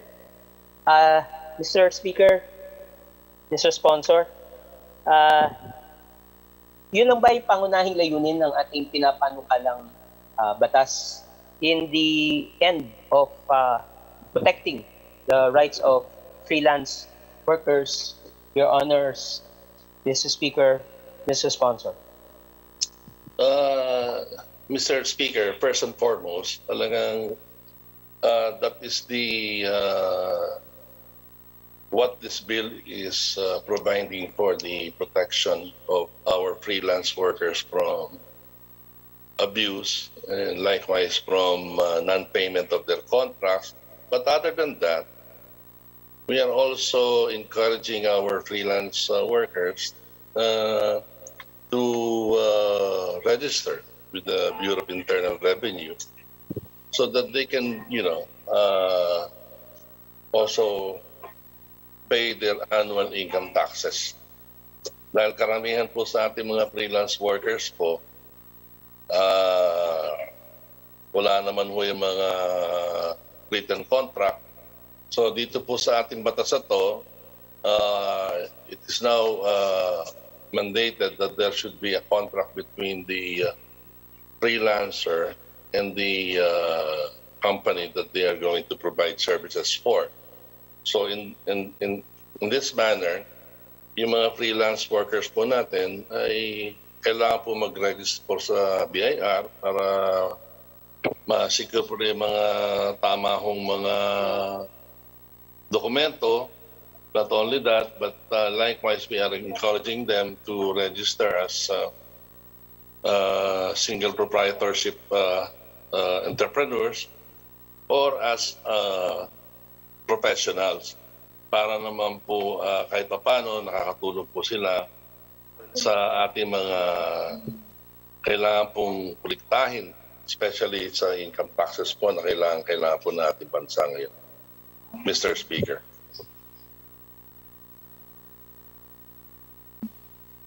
Salamat po sa paglilinaw. Kaya sa pag-unawa ko, hindi lamang talaga yung late or non-payment of fees. At tama po yung inyong obserbasyon. Ano? Sinabi nga natin sa simula, lahat ng manggagawa, yung kahalagahan na protektahan yung kanilang mga karapatan, protecting the rights of workers, at yung state must also promote their welfare. Isinusulong natin yung kanilang kapakanan, yung kanilang kagalingan, na napakahalaga dahil yung katangian nga ng ating freelance workers na sa nakuha nga namin mga report ng mga reklamo ng galing na rin sa iba't ibang industriya ay ilang ulit silang napagsasamantalahan kahit nasa ganitong sitwasyon. Mr. Sponsor, bukod pa dito sa mahigpit na pagbabawal sa late o hindi pagbabayad ng ating mga freelance workers at yung mga nabanggit ko pong ibang proteksyon na binibigay sa kanila kung sila ay magrehistro sa Bureau of Internal Revenue, among others, ano pa po ba ang mga benepisyong ibibigay natin sa mga freelance workers sa pinapanukalang batas na ito? Well, Mr. Speaker, as Mr. Speaker, with the indulgence of the chairperson, Yes, the Honorable Majority Floor Leader. Mr. Speaker, I raise a point of order.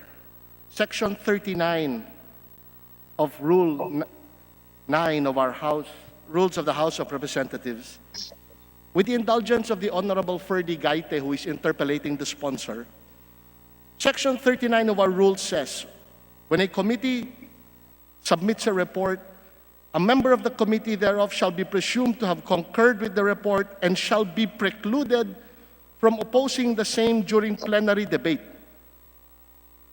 Mr. Speaker, the Honorable Gaite is a member of the Committee on Labor. He is an author of this measure, yet he is interpolating it in debate. He was present at all committee hearings. Therefore, we presume that he is in concurrence with this measure. So, we seek the indulgence of the Honorable Gaite if we can proceed with the parliamentary procedures for the approval on second reading of the measure that he himself has authored, Mr. Speaker. Query to the Honorable Majority Floor Leader. Is this a parliamentary inquiry or are you raising a point of order? This is a point of order, Mr. Speaker, so we seek the indulgence of the Honorable Gaite before the chair makes a ruling. There is a point of order, but before the chair will make a ruling, may we request the Honorable Gaite to please... Yes, Mr. Chair, bagamat totoo ako'y kasapi ng Committee on Labor, ako po ay hindi kasama sa pag-author ng naturang panukalang batas. Bagamat sa maraming pagkakataon, sa mga pagpupulong ng komite ay sinasama ang lahat, whether present or not. And if indeed ako ay naisama, then I would like the leave of the House for an interpolation of so many important aspects of the said law.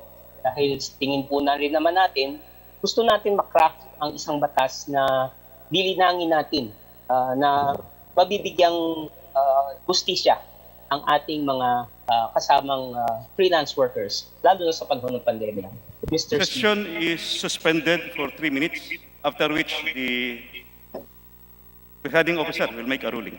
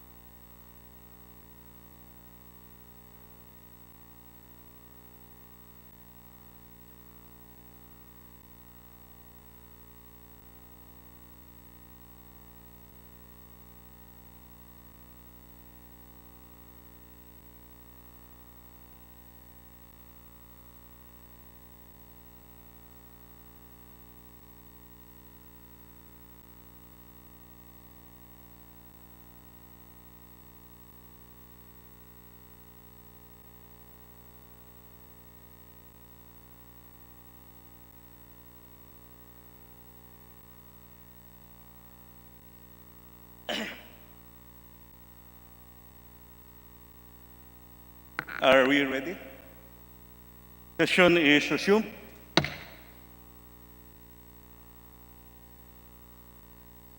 The Honorable Majority Floor Leader. Mr. Speaker, the Honorable Gaite has made it very clear he is not a co-author of the measure and he wishes for more time to amplify his concerns. With that, we withdraw our point of order. with the begging the indulgence of our esteemed colleague that he wrap up, as there are many more legislative measures that we need to pass, along with the privileged speeches of our colleagues such as Ma'am Sandra Elago. I believe he is also in support of this measure, and we are one with him in allowing him to ventilate his issues. Thank you, Mr. Speaker. The withdrawal of the point of order is well taken. So, inasmuch as the point of order has been withdrawn, the chair will now refrain from making a ruling. The honorable floor leader is now recognized. Shall we proceed? Proceed with the interpellation, Honorable Gaite.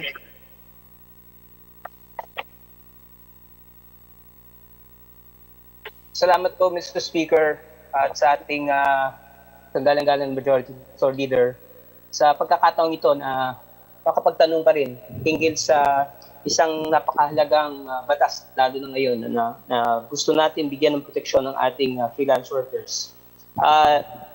Kanina po ay tinatanong ko ano pa yung mga benepisyo at paikliin ko na lang. Meron pong positibong mga provision tulad ng night differential na dati ay hindi malinaw na benepisyo ng ating freelance workers, representing 10% of one's regular compensation. Gayun din yung hazard pay, no? Alam naman natin yung freelance workers natin na nasa lagay sa mga strike-torn or embattled locations, no? Prison camps, mental hospitals, at yung pa ay bibigyan ng karagdagang 25% ng total payment. At ito ay, we believe, are positive provisions that will help our workers. Sa totoo lang, yun lang po yung aking mga gustong idagdag pa. Pero liban dyan, gusto ko lang i-share sa inyo na kaya po marami din po kaming katanungan, meron kami mga katanungan, ay dahil nga meron na rin mga freelance workers sa media at production workers na lumapit sa kinatawang ito. Pinaka-recent, itong mga manggagawa sa quarter 1 ng DepEd TV project. Ang DepEd TV project ay isang proyekto ng Department of Education. At ito ay nag-produce ng mga TV episodes para sa distance learning bilang tugon sa COVID-19. Ang pribadong kumpanya na kinontrata ng DepEd ay ang EI2 Tech na pinamumunuan apparently ni Mr. Paulo Bidiones at Marge Natividad. Sa aming pakipanayam sa kanila, marami sa kanila, apat na raan ng DepEd TV Quarter 1. Nakapaglabas na sila ng DepEd TV episodes, pero apat na lang sa kanila hanggang ngayon ay hindi pa nababayaran at stake claim. Sa ilalim ng contract, marami sa manggagawang apektado ay unang nagsimulang magtrabaho sa DepEd TV project noong September pa, noong nakaraang taon. Kaya niniwala kami, Mr. Sponsor, na napakahalaga nitong batas na ito. Dahil, Mr. Sponsor, kung titignan dito sa mga nabanggit na reklamo, makikinabang ho ba yung ating mga DepEd TV media workers dito sa pinapanukalang batas under House Bill 8817, Mr. Sponsor, Mr. Speaker? Mga hindi po nabayaran ng mga freelance workers, Mr. Speaker, Mr. Sponsor.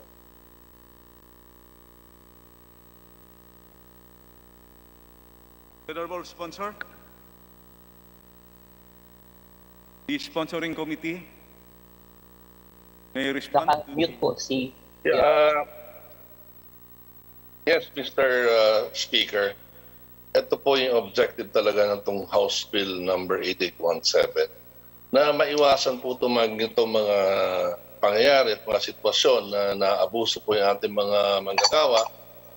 Kaya hanggat sa lalong madaling panahon, magkaroon po tayo ng batas na ganito na kahit paano mapoproteksyonan po yung ating mga workers sa kanilang mga kapakanan. At alam po natin na nandito po sa bill na to na kung meron po dyan na hindi tumutupad, meron po siyang babayaran po na fine o civil penalty between no less than 50,000 up to 500,000 pesos. So, Mr. Speaker, talagang urgent po na maipasa ko agad itong batas ito para maiwasan po itong mga pangyayari na sinabi po ng ating kagalang-galang na Representative Gaite kahit paano, maiwasan na po itong ganitong pangyayari, Mr. Speaker. Salamat po, Mr. Sponsor, Mr. Speaker. At bilang huling punto, umaasa ang tinatawang ito na may pasa sa kapulangan ito sa pinakamagang panahon ang House Bill 8817 para sa proteksyon at kagalingan ng ating mga masisipag, pagigiting, minsan hindi nababayaran, pero dapat mabayaran ng mga freelance workers sa ating bansa. Salamat po, Mr. Sponsor. Salamat po, Mr. Speaker, at sa lahat ng kasama natin sa Congress.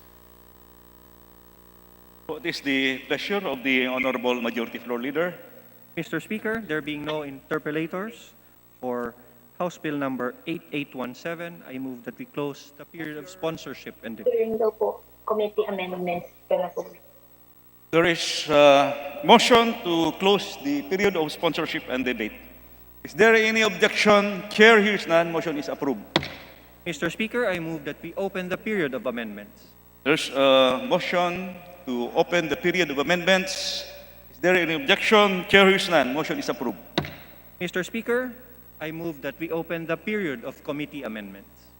There's a motion to open the period of committee amendments. Is there any objection? Chair hears none. Motion is approved. Mr. Speaker, may I request the sponsor to inform the Speaker if there are any committee amendments? The honorable sponsor is recognized for their committee amendments. Via Zoom, please bear with the technology. There's a little delay in the Zoom and in the actual time here in the plenary.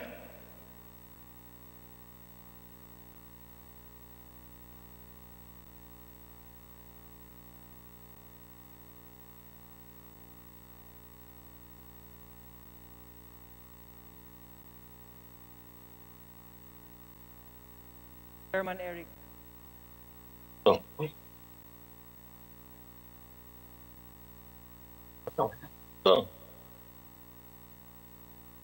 Mr. Speaker, for the committee amendments, may I state for the record the following amendment under Section 20, which would read, freelancers as defined in this Act shall be entitled to tax relief within the thresholds provided under Republic Act number 10963, otherwise known as the Tax Reform for Acceleration and Inclusion Act, and Republic Act number 9178, otherwise known as the Barangay Micro Business Enterprises Act of 2002. Thank you, Mr. Speaker. The honorable floor leader. Mr. Speaker, we join the sponsor and we pose no objection to the committee amendments. Mr. Speaker, there being no other committee amendments, may I request that the close the period of committee amendments. Since there are no more members of this body who wish to propose amendments, there is now a motion from the floor to close the period of amendments. Is there any objection? Chair hears none. Motion is approved. Mr. Speaker, there being no individual amendments, I move that we close the period of amendments. There is now a motion to close the period of amendments. Is there any objection? Chair hears none. Motion is approved. Mr. Speaker, I move that we approve on second reading House Bill number 8817. There is a motion to approve on second reading House Bill 8817. As many as are in favor, say aye. Hey! As many are against, say nay. The ayes have it. House Bill 8817 is now approved on second reading. The honorable floor leader.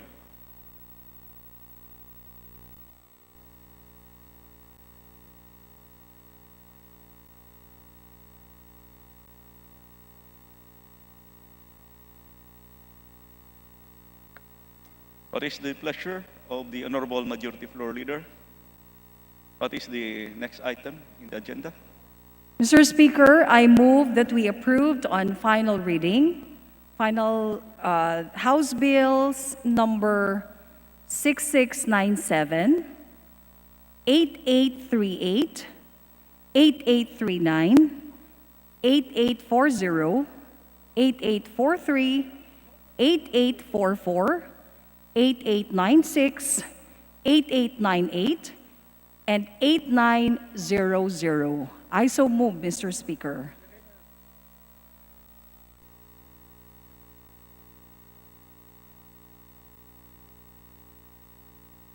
The Secretary General is directed to read the titles of the bill and thereafter call for nominal voting. The Secretary General is so directed.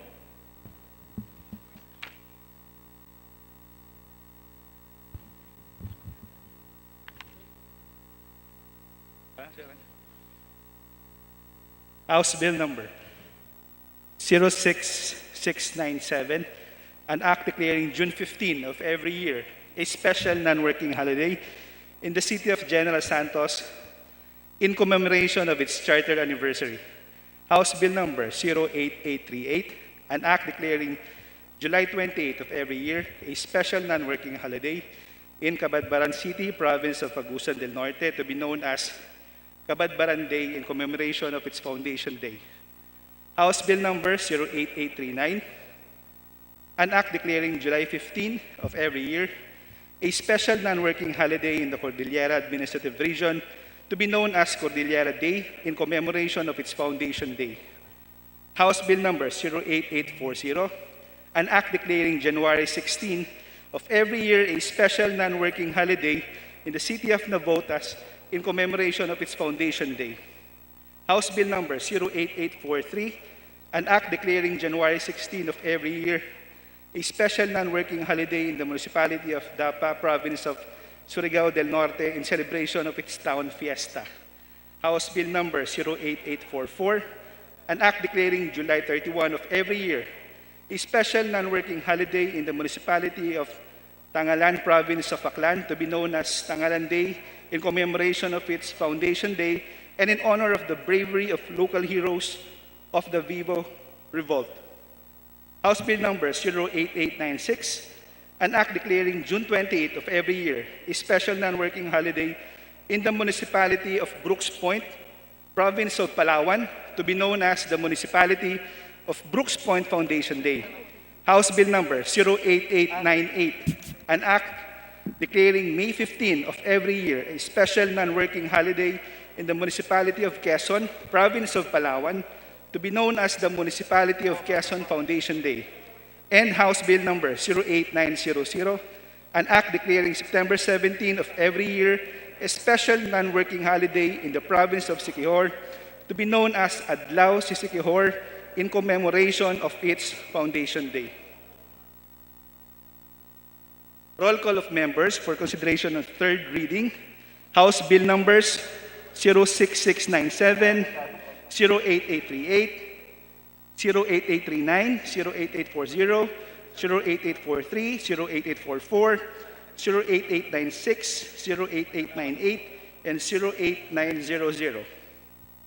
Abante, Abaya, Abellanosa, Abueg Saldivar, Abunda, Acop, Acosta, Acosta Alba, Adjong, Advincula, Agabas, Agaraw, Aglipay, Aguinaldo, Albano, Almario, Alonte, Alvarez Franz, Alvarez Hinaro, Alvarez Pantaleon, Amante Matba, Amatong, Angara, Aragones, Arbison, Arenas, Arroyo, Atienza, Aumentado, Babasa, Bagatsing, Balindong, Banyas Nograles, Barbers, Baronda, Barzaga, Bascug, Bautista, Bautista Bandigan, Belmonte, Benitez, Bernos, Biason, Billones, Biron, Bolilia, Bondok, Bordado, Bravo, Brosas, Bulot, Bustos, Kabatbat, Cabochan, Cabredo, Cagas, Calderon,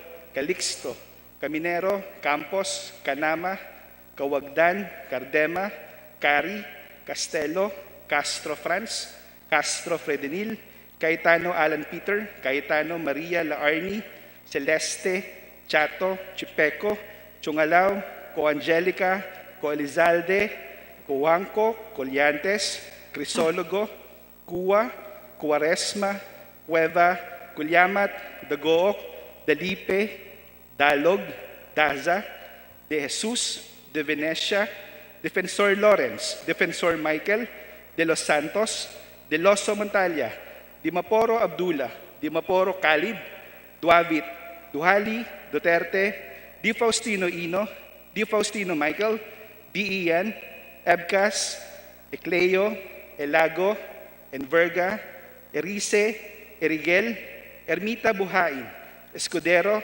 Espina, Espino, Estrella, Fariñas Ria, Fariñas Rudy Cesar, Fernandez, Fernando, Ferrer Juliet, Fer Luis, Flores, Fortun, Fortuno, Frasco, Puentebella, Gaite, Garbin, Garcia Jose Enrique, Garcia Pablo John, Garcia Vincent, Garin Janet, Garin Sharon, Gasataya, Gatchalian, Gato, Heron, Goed, Go Mark, Gonzaga, Gonzales Aurelio, Gonzales Neptali, Gonzales Sandro, Guriseta, Gico, Gulyas, Guya, Haresco, Hataman, Hernandez, Herrera D, Hofer, Haloshos, Javier, Jimenez, Coelisa, Cowilton, Konghun, Labad-Labad, Lacson, Lacson Noel, Lagman, Lagon, Lara,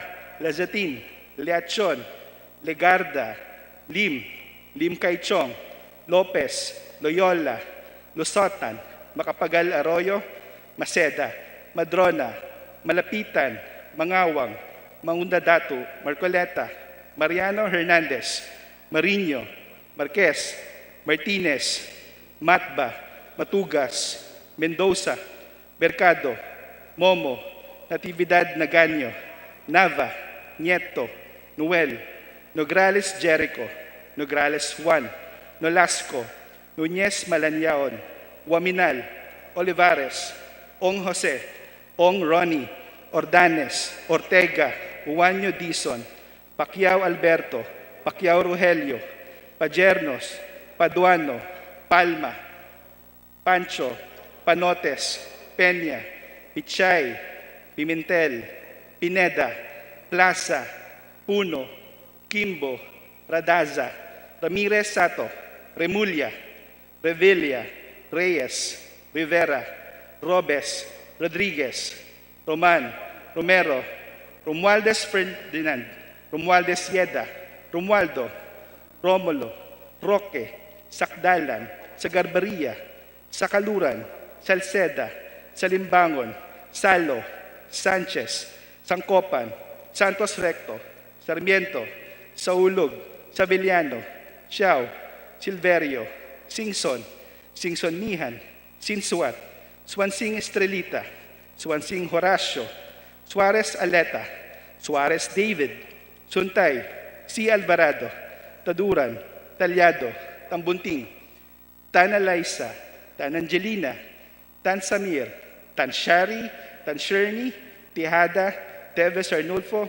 Teves Jose, Chanco, Tolentino, Torres Gomez, Tulfo, Tupas, Tutor, T. Alan, T. Diego, Umali Alfonso, Umali Maria Victoria, Unabia, Ungab, Uy Juliet, Uy Rolando, Valeriano, Balmayor, Vargas, Vargas Alfonso, Velasco, Veloso, Vergara, Villa, Villafuerte, Villanueva Eduardo, Villanueva Noel, Villar, Villarasa Suarez, Villarica, Villago, Yap Eric, Yap Victor, Yu, Zamora Ronaldo, Zamora Waikurat, Zarate, and Subiri.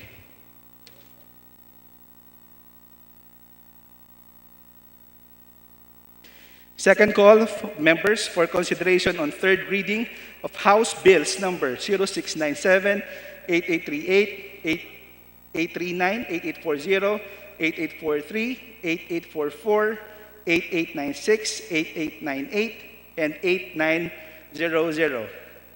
Abante, Abaya, Abellanosa, Abueg Saldivar, Abunda, Acosta, Acosta Alba, Aguinaldo, Alvarez Pantaleon, Amatong, Aragones, Arenas, Omentado, Bagaching, Banyas Nograles, Baronda, Bernos, Biazon, Bilyones, Biron, Bulut, Kabatbat, Cabredo, Kanama, Cardema, Cari, Chungalaw, Coangelica, Coelizalde, Cuanco, Colyantes, Crisologo, Cueva, Dalipe, De Jesus, Defensor Michael, Di Maporo Khalid, Duavit, Duhali, Di Faustino Ino, Enverga, Erice, Ermita Buhain, Espino, Fariñas Ria, Fariñas Rudy Cesar, Fernandez, Fernando, Flores,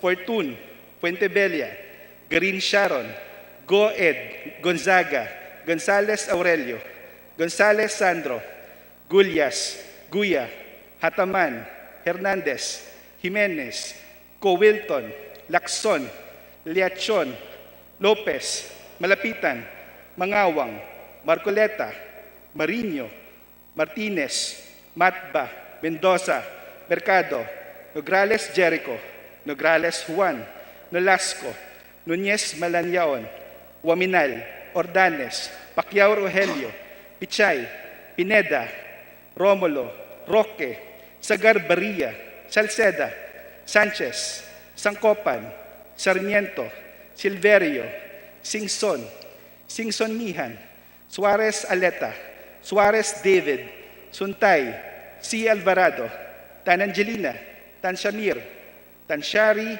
Tan Shirney, Tejada, Teves Arnulfo, Torres Gomez, T. Alan, Uy Juliet, Valmayor, Veloso, Villar, Villarasa Suarez, Villarica, Yap Victor, Yu, and Subiri.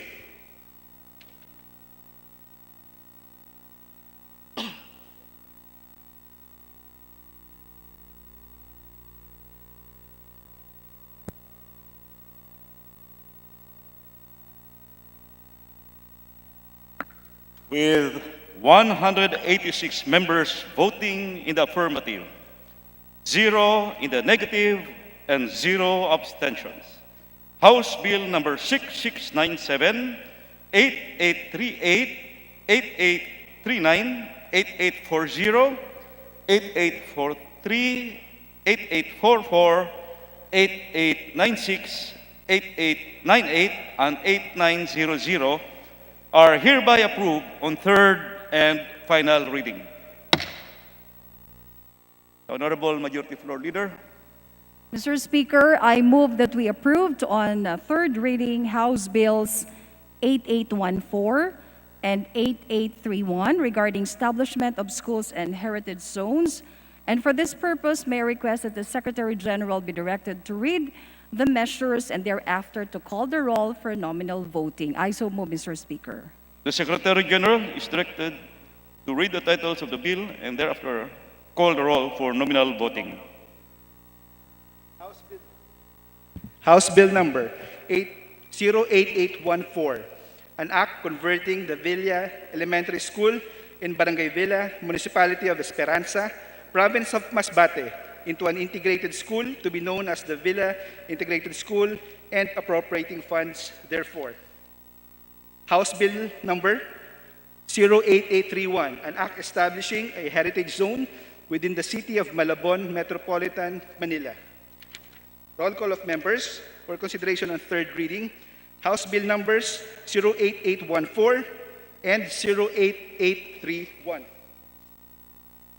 Abante, Abaya, Abellanosa, Abu, Abueg Saldivar, Abunda, Acop, Acosta, Acosta Alba, Adjong, Advincula, Agabas, Agaraw, Aglipay, Aguinaldo, Albano, Almario, Alonte, Alvarez Franz, Alvarez Enaro, Alvarez Pantaleon, Amante Matba, Amatong, Angara, Aragones, Arbison, Arenas, Arroyo, Atienza, Aumentado, Babasa, Bagaching, Balindong, Banyas Nograles, Barba, Barbers, Baronda, Barzaga, Bascug, Bautista, Bautista Bandigan, Belmonte, Benitez, Bernos, Biazon, Bilyones, Biron, Bolilia, Bondoc, Bordado,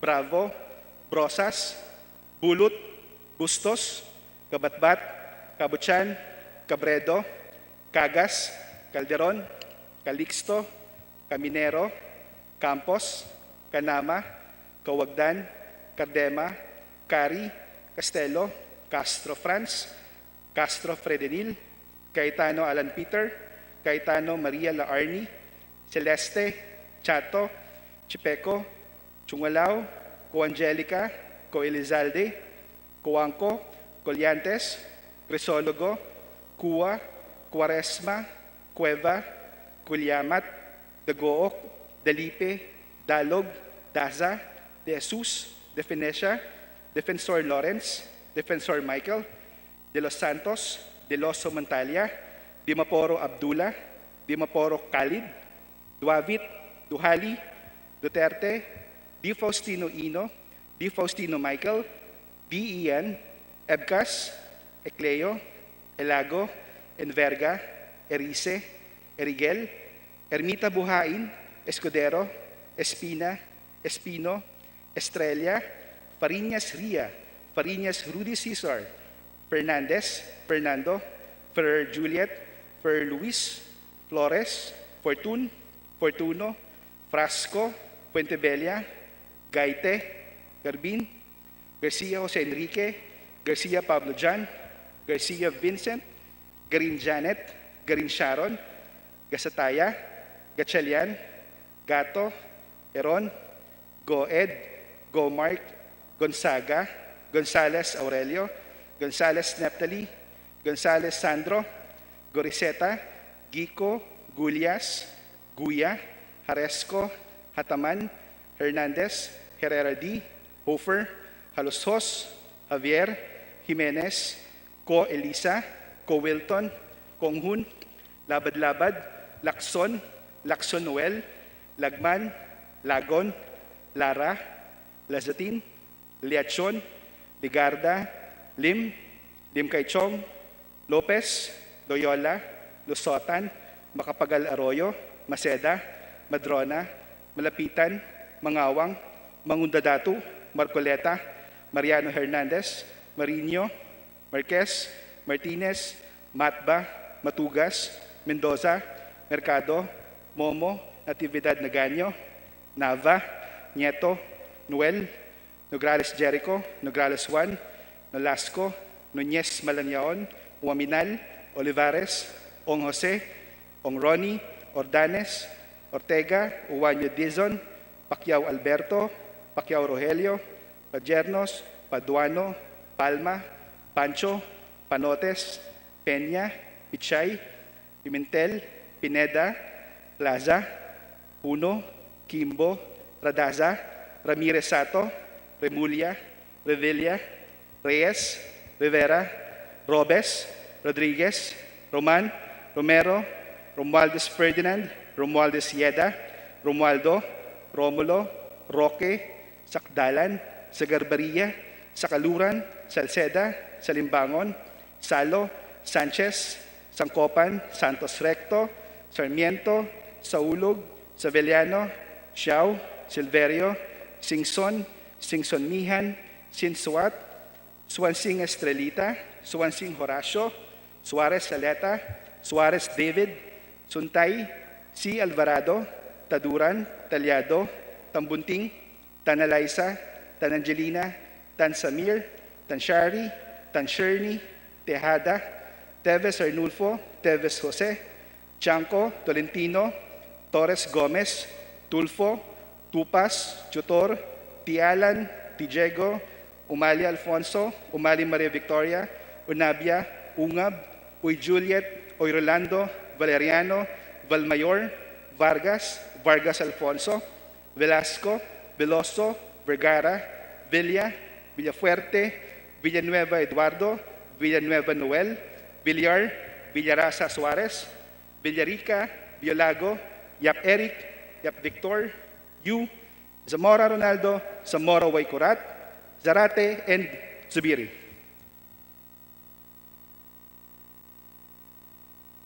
Second call of members for consideration and third reading of House Bills number 8814 and 8831.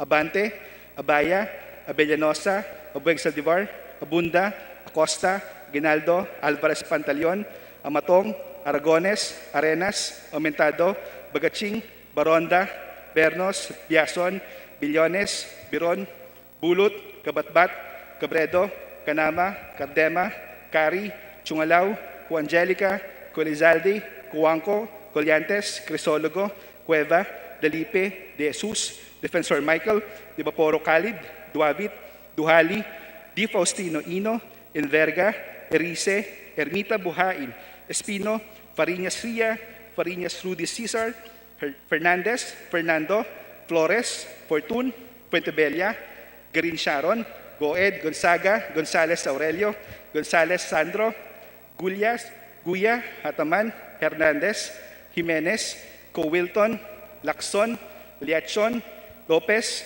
Malapitan, Mangawang, Marcoleta, Mariño, Martinez, Matba, Mendoza, Mercado, Nograles Jericho, Nograles Juan, Nolasco, Núñez Malanyaon, Waminal, Ordanes, Pacquiao Rogelio, Pichay, Pineda, Romulo, Roque, Sagarbaria, Salceda, Sanchez, Sarmiento, Silverio, Singson, Singson Mihan, Suarez Saleta, Suarez David, Suntay, Si Alvarado, Tan Angelina, Tan Samir, Tan Shari, Tan Sherny, Tejada, Teves Arnulfo, Torres Gomez, Tialan, Uy Juliet, Valmayor, Veloso, Villar, Villarasa Suarez, Villarica, Yap Victor, Yu, and Subiri.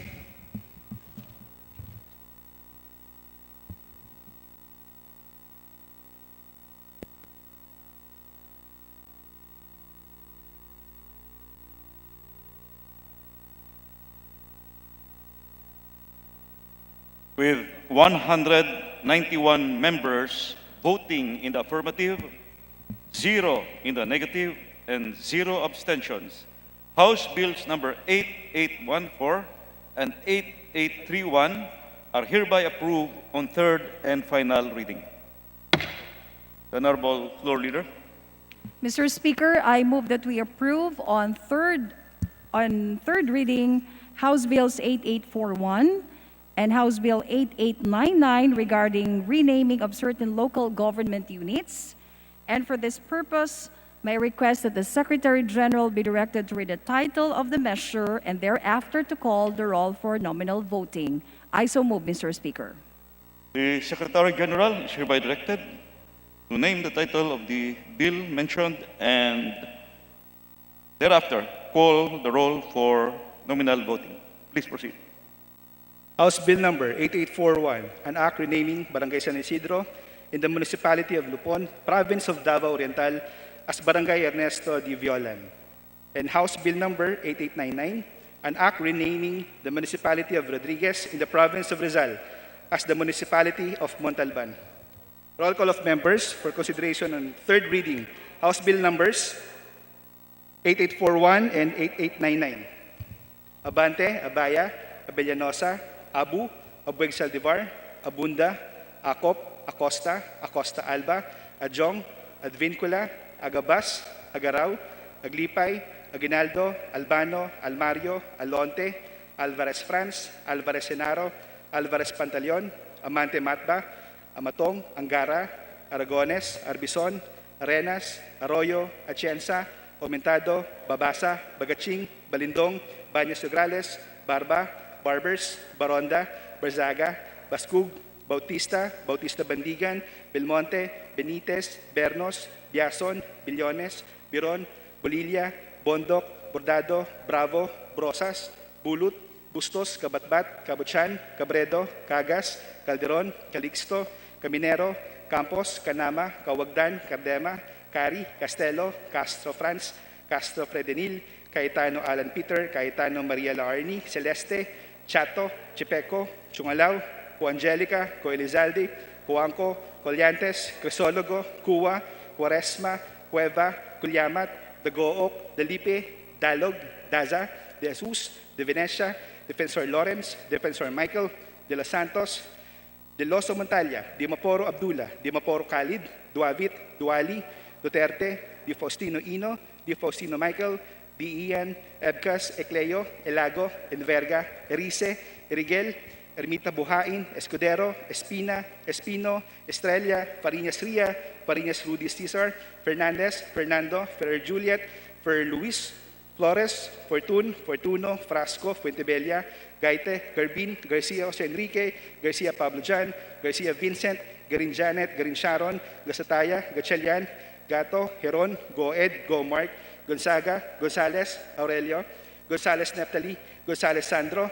Griseta, Gico, Gulias, Guya, Haresco, Hataman, Hernandez, Herardi, Hofer, Halosos, Javier, Jimenez, Coelisa, Cowilton, Konghun, Labad-Labad, Lacson, Lacsonuel, Lagman, Lagon, Lara, Lazatin, Liachon, Legarda, Lim, Lim Kaichong, Lopez, Loyola, Losotan, Macapagal Arroyo, Maceda, Badrona, Malapitan, Mangawang, Mangundadatu, Marcoleta, Mariano Hernandez, Marino, Marquez, Martinez, Matba, Matugas, Mendoza, Mercado, Momo, Natividad Naganyo, Nava, Nieto, Noel, Nograles Jericho, Nograles Juan, Nolasco, Nunez Malanyaon, Waminal, Olivares, Ong Jose, Ong Ronnie, Ordanes, Ortega, Uwano Dizon, Pacquiao Alberto, Pacquiao Rogelio, Pajernos, Paduano, Palma, Pancho, Panotes, Peña, Pichay, Pimentel, Pineda, Plaza, Puno, Kimbo, Radasa, Ramirez Sato, Remulla, Revilla, Reyes, Rivera, Robes, Rodriguez, Roman, Romero, Romualdez Ferdinand, Romualdez Sieda, Romualdo, Romulo, Roque, Sakdalan, Sagarbaria, Sakaluran, Salceda, Salimbangon, Salo, Sanchez, Sangcopan, Santos Recto, Sarmiento, Saulog, Savellano, Xiao, Silverio, Singson, Singson Mihan, Sinsuat, Suansing Estrelita, Suansing Horacio, Suarez Aleta, Suarez David, Suntay, Si Alvarado, Taduran, Talyado, Tambunting, Tan Alaisa, Tan Angelina, Tan Samir, Tan Shari, Tan Sherny, Tejada, Teves Arnulfo, Teves Jose, Chanco, Tolentino, Torres Gomez, Tulfo, Tupas, Chutor, Tialan, T. Diego, Umali Alfonso, Umali Maria Victoria, Unabia, Ungab, Uy Juliet, Uy Rolando, Valeriano, Valmayor, Vargas, Vargas Alfonso, Velasco, Veloso, Vergara, Villa, Villafuerte, Villanueva Eduardo, Villanueva Noel, Villar, Villarasa Suarez, Villarica, Villalago, Yap Eric, Yap Victor, Yu, Zamora Ronaldo, Zamora Waikulat, Zarate, and Subiri.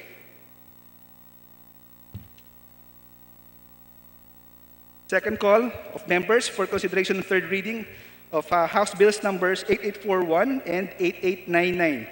Abante, Abaya, Abellanosa, Abueg Saldivar, Abunda, Acosta, Aguinaldo, Alvarez Pantaleon, Amatong, Aumentado, Bagaching, Baronda, Bernos, Biazon, Billones, Biron, Bulot, Kabatbat, Cabredo, Canama, Cardema, Cari, Chungalao, Coangelica, Coelizalde, Coanco, Collantes, Crisologo, Cueva, De Jesus, Defensor Michael, Di Vaporo Cali, Duabit, Duhali, Di Faustino Ino, Enverga, Erice, Ermita Buhain, Espino, Fariñas Ria, Fariñas Rudy Cesar, Fernandez, Fernando, Flores, Fortun, Puentebella, Garin Sharon, Goed, Gonzaga, Gonzales Aurelio, Gonzales Sandro, Guya, Ataman, Hernandez, Jimenez, Cowilton, Lacson, Liachon, Lopez, Malapitan, Mangawang, Marcoleta, Marino, Martinez, Matba, Mendoza, Mercado, Nograles Jericho, Nograles Juan, Nolasco, Nunez Malanyaon, Huaminal, Ordanes, Pacquiao Rogelio, Pichay, Pineda, Romulo, Roque, Sagarbaria, Salceda, Sanchez, Sarmiento, Silverio, Singson, Singson Mihan, Suarez Aleta, Suarez David, Suntay, Si Alvarado, Tan Angelina, Tan Samir, Tan Shari, Tan Sherny, Tijada, Teves Arnulfo, Torres Gomez, Tialan, Uy Juliet, Valmayor, Veloso, Villar, Villarasa Suarez, Villarica, Yap Victor, Yu, and Zubiri.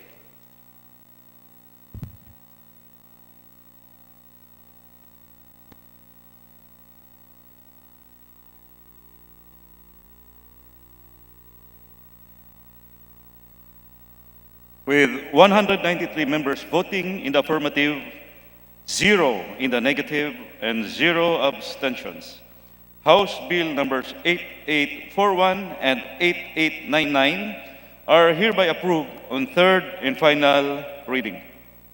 The Honorable Floor Leader. Mr. Speaker, I move that we approve on third reading House Bills 8849, 8851, 8852, and 8853 regarding declaration of tourism destinations. And for this purpose, may I request that the Secretary General be directed to read the title of the measures and thereafter to call the roll for nominal voting. I so move, Mr. Speaker. The Secretary General is so directed to read the title of the bills and thereafter call the roll call for nominal voting. Please proceed. House Bill number 8849, an act declaring Pag-asa Island and its adjoining islands of Parola, Cota, and Panata, located in the municipality of Kalayaan, province of Palawan, an ecotourism destinations to be collectively known as the Pag-asa Island Ecotourism Cluster, and appropriating funds therefore. House Bill number 8851, an act declaring Pinsal Falls, located in the municipality of San Nicolas, province of Pangasinan, a tourism destination, providing for its development and appropriating funds therefore. House Bill number 8852, an act declaring Diquet Falls, located in the municipality of Umingan, province of Pangasinan, a tourism destination, providing for its development and appropriating funds therefore. House Bill number 8853, an act declaring the province of Southern Leyte a tourism zone and appropriating funds therefore.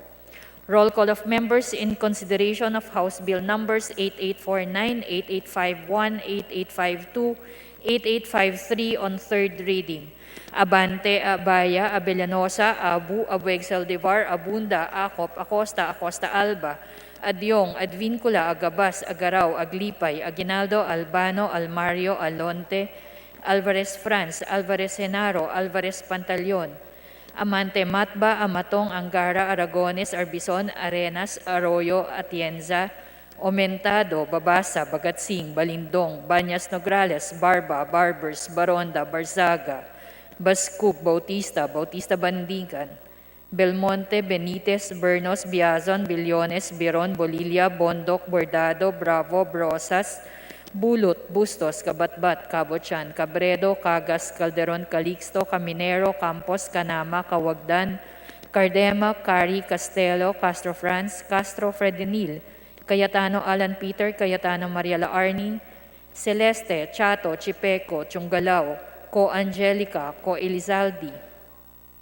Coangco, Colliantes, Quisologo, Cua, Quaresma, Cueva, Culyamat, Dagook, Dalipe, Dalog, Daza, De Jesus, De Venecia, Defensor Lawrence, Defensor Michael, De Los Santos, De Loso Montalia, Di Maporo Abdullah, Di Maporo Khalid, Duavit, Duhali, Duterte, Di Faustino Ino, Di Faustino Michael, Di Ian, Ebcas, Ecleo, Elago, Enverga, Erice, Erigel, Ermita Buhain, Escudero, Espina, Espino, Estrella, Fariñas Ria, Fariñas Rudy Cesar, Fernandez, Fernando, Ferrer Juliet, Ferrer Luis, Flores, Fortun, Fortuno, Frasco, Fuentebella, Gaite, Garbin, Garcia Jose Enrique, Garcia Pablo Jan, Garcia Vincent, Garin Janet, Garin Sharon, Gasataya, Gatchalian, Gatog, Heron, Go Ed, Go Mark, Gonzaga, Gonzales Aurelio, Gonzales Neptali, Gonzales Sandro, Goriseta, Gico, Gulias, Guya, Haresco, Hataman, Hernandez, Herrera D,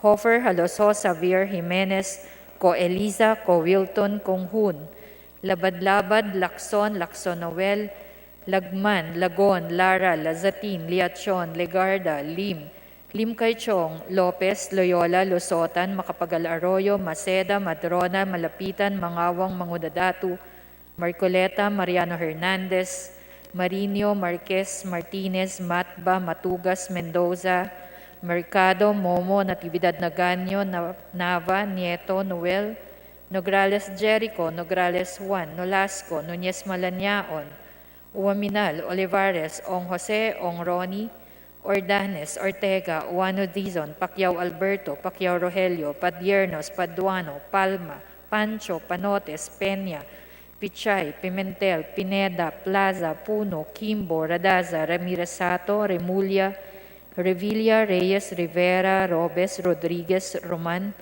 Romero, Romualdez Ferdinand, Romualdez Yeda, Romualdo, Romulo, Roque, Sakdalan, sa Garbaria, sa Kaluran, Salceda, sa Limbangon, Salos, Sanchez, Angcopan, Santos Recto, Sarmiento, Saulug, Savellano, Siao, Silverio, Singson, Singson Mihan, Sinsuwat, Swansing Estrelita, Swansing Horacio, Suarez Aleta, Suarez David, Suntay, si Alvarado, Taduran, Talyado, Tambunting, Tan Alaisa, Tan Angelina, Tan Samir, Tan Shari, Tan Sherny, Tejada, Teves Arnolfo, Teves Jose, Tiangco, Tolentino, Torres Gomez, Tulfo, Tupas, Tutor, T. Alan, T. Diego, Umagi Alfonso, Mali Maria Victoria, Unabia, Ungab, Uy Juliet, Uy Rolando, Valeriano, Valmayor, Vargas, Vargas Alfonso, Velasco, Veloso, Vergara, Villa, Villaferte, Villanueva Eduardo, Villanueva Noel, Villar, Villaraza Suarez,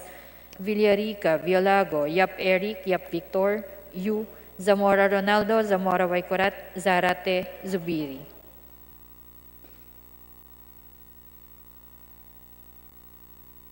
Second call in consideration on third reading of House Bill numbers 8849, 8851, 8852, and 8853. Abante, Abaya, Abueg Saldivar, Abunda, Acosta, Aguinaldo, Alvarez Pantaleon, Amatong, Aumentado, Bagatsing, Baronda, Bernos, Biazon, Billones, Biron, Bulut, Kabatbat, Cabredo, Canama, Cardema, Cari, Chungalaw, Co Angelica, Co Elizaldi, Co Juanco, Colliantes, Crisologo, Cueva, De Jesus, Defensor Michael, Dimaporo Khalid, Duavit Duhali, Di Faustino Ino, Enverga, Erice, Ermita Buhain, Espino, Fariñas Ria, Fariñas Rudy Cesar, Fernandez, Fernando, Flores, Fortun, Fuentebella, Garin Sharon, Goed, Gonzaga, Gonzales Aurelio, Gonzales Sandro, Guya, Hataman, Hernandez, Jimenez, Co Wilton, Lacson, Leachon, Lopez, Malapitan, Mangawang, Marcoleta, Marino, Martinez, Matba, Mendoza, Mercado, Nograles Jericho, Nograles Juan, Nolasco, Nunez Malanyao, Uwaminal, Ordanes, Pacquiao Rogelio, Pichay, Pineda, Romulo, Roque, Sagarbaria, Salceda, Sanchez, Silverio, Singson, Singson Mihan, Suarez Aleta, Suarez David, Suntay, si Alvarado, Tan Angelina, Tan Samir, Tan Shari, Tan Sherny, Tejada, Teves Arnolfo, Torres Gomez, T. Alan, Uy Juliet, Valmayor, Veloso, Villar, Villaraza Suarez, Villarica, Yap Victor, Yu Zubiri.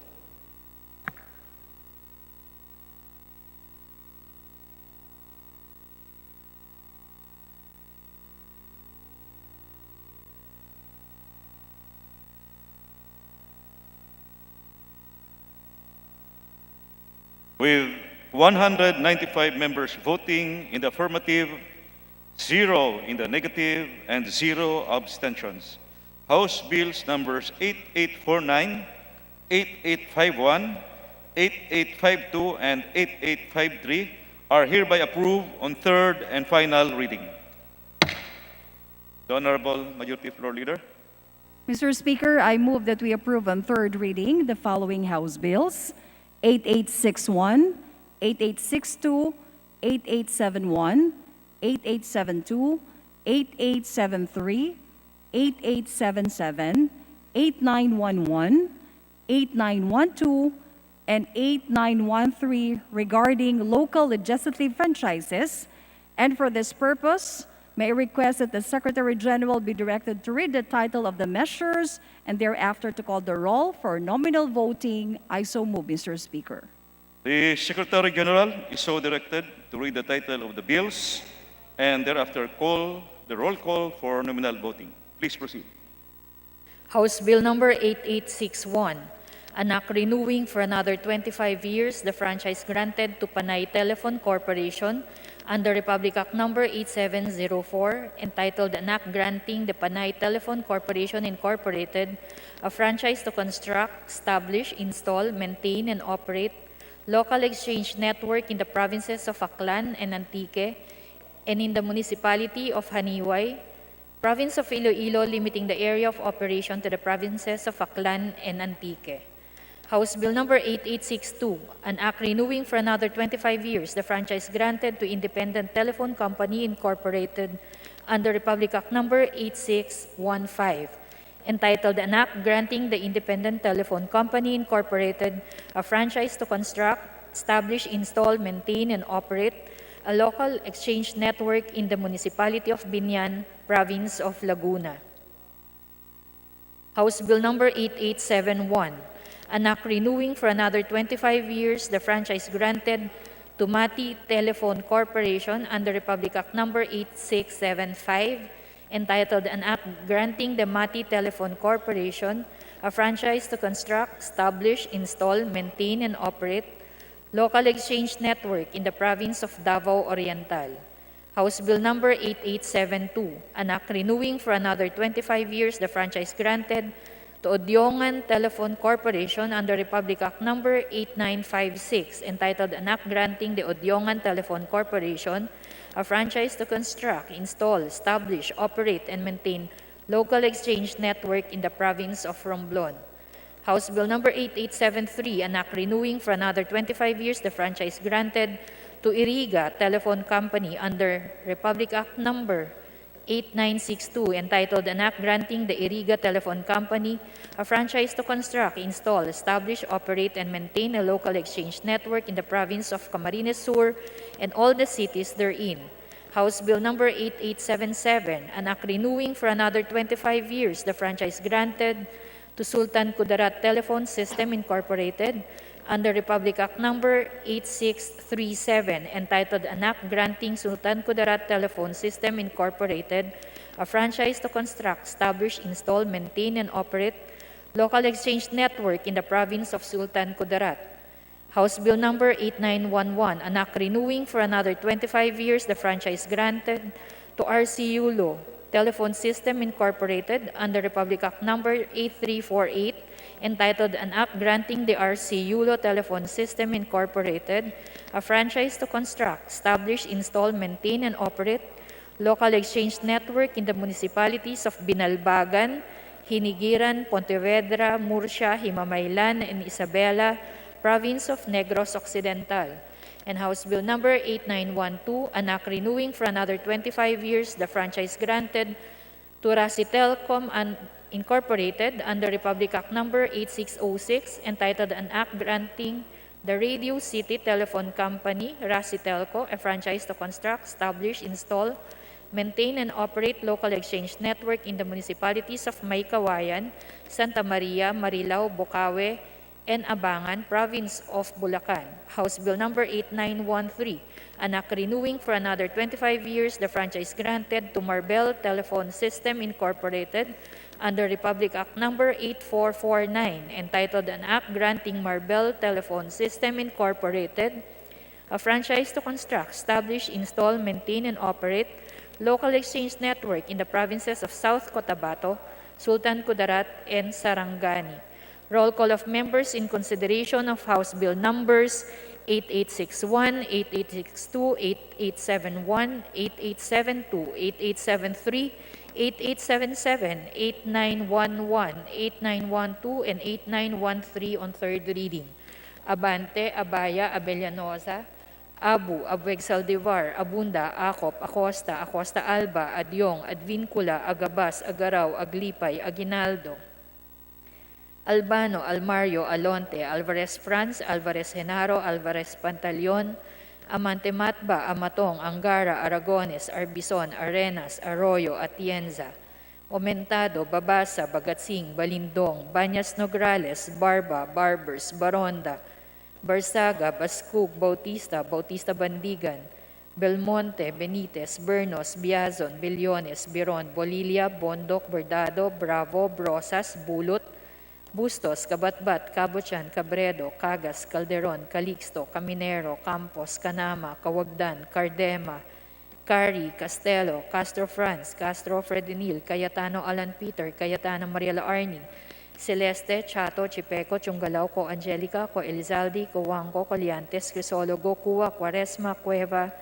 Culiamat, Dagook, Dalipe, Dalog, Daza, De Jesus, De Venecia, Defensor Lawrence, Defensor Michael, De Los Santos, De Loso Montalia, Di Maporo Abdullah, Di Maporo Khalid, Duawit, Duhali, Duterte, Di Faustino Ino, Di Faustino Michael, Di Ian, Ebcas, Ecleo, Elago, Enverga, Erice, Erigel, Ermita Buhain, Escudero, Espina, Espino, Estrella, Fariñas Ria, Fariñas Rudy Cesar, Fernandez, Fernando, Ferrer Juliet, Ferrer Luis, Flores, Fortun, Fortuno, Frasco, Fentebella, Gaite, Garbin, Garcia Jose Enrique, Garcia Pablo Jan, Garcia Vincent, Garin Janet, Garin Sharon, Gasataya, Gatchalian, Gato, Heron, Goed, Gomark, Gonzaga, Gonzales Aurelio, Gonzales Neptali, Gonzales Sandro, Goriseta, Gico, Gulias, Guya, Haresco, Hataman, Hernandez, Herrera, D. Hofer, Halosos, Javier, Jimenez, Ko Eliza, Ko Wilton, Kung Hun, Labad-Labad, Lacson, Lacson Noel, Lagman, Lagon, Lara, Lazatin, Leachon, Legarda, Lim, Lim Kaichong, Lopez, Loyola, Lusotan, Macapagal-Arroyo, Maceda, Madrona, Malapitan, Mangawang, Mangunadatu, Marcoleta, Mariano Hernandez, Marinho, Marquez, Martinez, Matba, Matugas, Mendoza, Mercado, Momo, Natividad Naganyo, Nava, Nieto, Noel, Nograles Jericho, Nograles Juan, Nolasco, Nunez Malaniao, Nuwaminal, Olivares, Ong Jose, Ong Ronnie, Ordanes, Ortega, Uwano Dizon, Pacquiao Alberto, Pacquiao Rogelio, Padiernos, Paduano, Palma, Pancho, Panotes, Peña, Pichay, Pimentel, Pineda, Plaza, Puno, Kimbo, Radaza, Ramirez Sato, Remulla, Revilla, Reyes, Rivera, Robes, Rodriguez, Roman, Romero, Romualdez Ferdinand, Romualdez Sieda, Romualdo, Romulo, Roque, Sakdalan, Sagarbaria, Sakaluran, Salceda, Salimbangon, Salo, Sanchez, Angkopan, Santos Recto, Sarmiento, Saulug, Savellano, Xiao, Silverio, Singson, Singson Mihan, Sinsuat, Suansing Estrelita, Suansing Horacio, Suarez Aleta, Suarez David, Suntay, Si Alvarado, Taduran, Talyado, Tambunting, Tan Alaysa, Tan Angelina, Tan Samir, Tan Shari, Tan Sherny, Tejada, Teves Arnolfo, Teves Jose, Tiangco, Tolentino, Torres Gomez, Tulfo, Tupas, Chotor, T. Alan, T. Diego, Umali Alfonso, Umali Maria Victoria, Unabia, Ungab, Uy Juliet, Uy Rolando, Valeriano, Valmayor, Vargas, Vargas Alfonso, Velasco, Veloso, Vergara, Villa, Villafuerte, Villanueva Eduardo, Villanueva Noel, Villar, Villaraza Suarez, Villarica, Violago, Yap Eric, Yap Victor, Yu, Zamora Ronaldo, Zamora Waycorat, Zarate, Zubiri.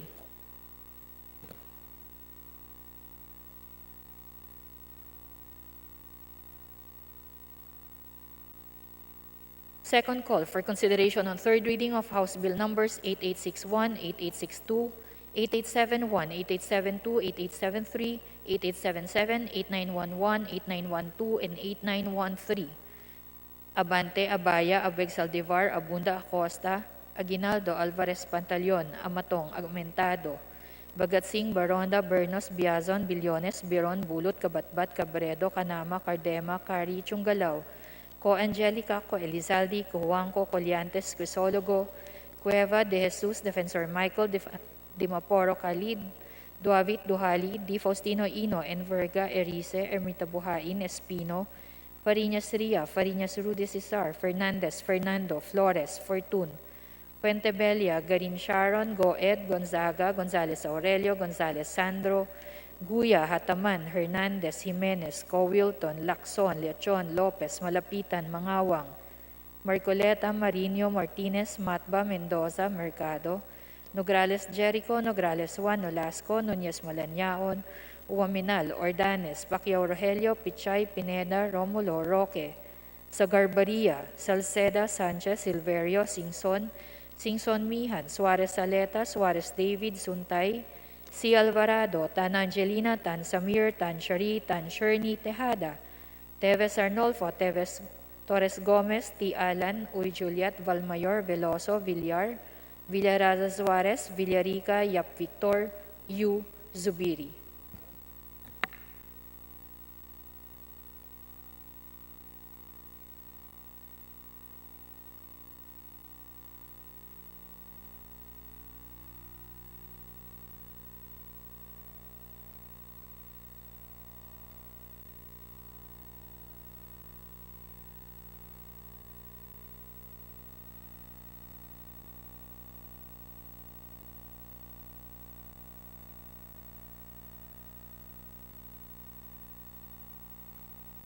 With 196 members voting in the affirmative, 0 in the negative, and 0 abstentions, House Bills numbers 8861, 8862, 8871, 8873, 8872, 887, again, House Bills number 8861, 8862, 8871, 8872, 8873, 8877, 8911, 8912, and 8913 are hereby approved on third and final reading. Honorable Floor Leader. Mr. Speaker, I move that we approve on third reading the following House bills: 8886, 8887, 8888, 8889, 8890, 8891, 8892, 8893, regarding establishment of hospitals. And for this purpose, my request that the Secretary General be directed to read the title of the measures and thereafter to call the roll for nominal voting. I so move, Mr. Speaker. The Secretary General is hereby directed to read the titles of the bill and thereafter call the roll for a nominal voting. Please proceed. House Bill number 8886, an act converting the Agusan del Norte Provincial Hospital in the city of Butuan, province of Agusan del Norte, into a Level 3 teaching and training hospital to be known as the Agusan del Norte General Hospital and Training Center, and appropriating funds therefore. House Bill number 8887, an act establishing a general hospital in the city of Iligan, province of Lanao del Norte, to be known as the Iligan General Hospital, and appropriating funds therefore. House Bill number 8888, an act establishing in the municipality of Don Marcelino, province of Davao Occidental, a community hospital to be known as the Lamidan Community Hospital, and appropriating funds therefore.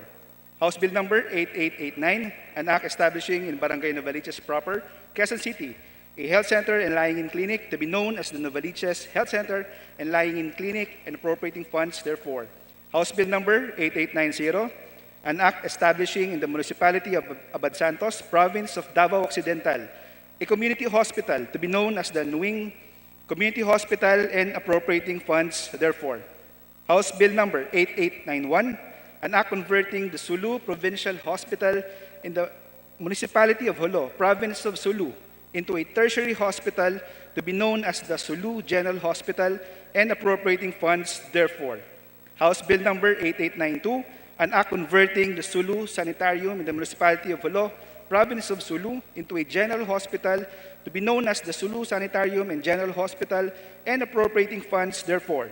House Bill number 8893, an act converting the Western Visayas Sanitarium in the municipality of Santa Barbara, province of Iloilo, into a general hospital to be known as the Western Visayas Sanitarium and General Hospital, and appropriating funds therefore.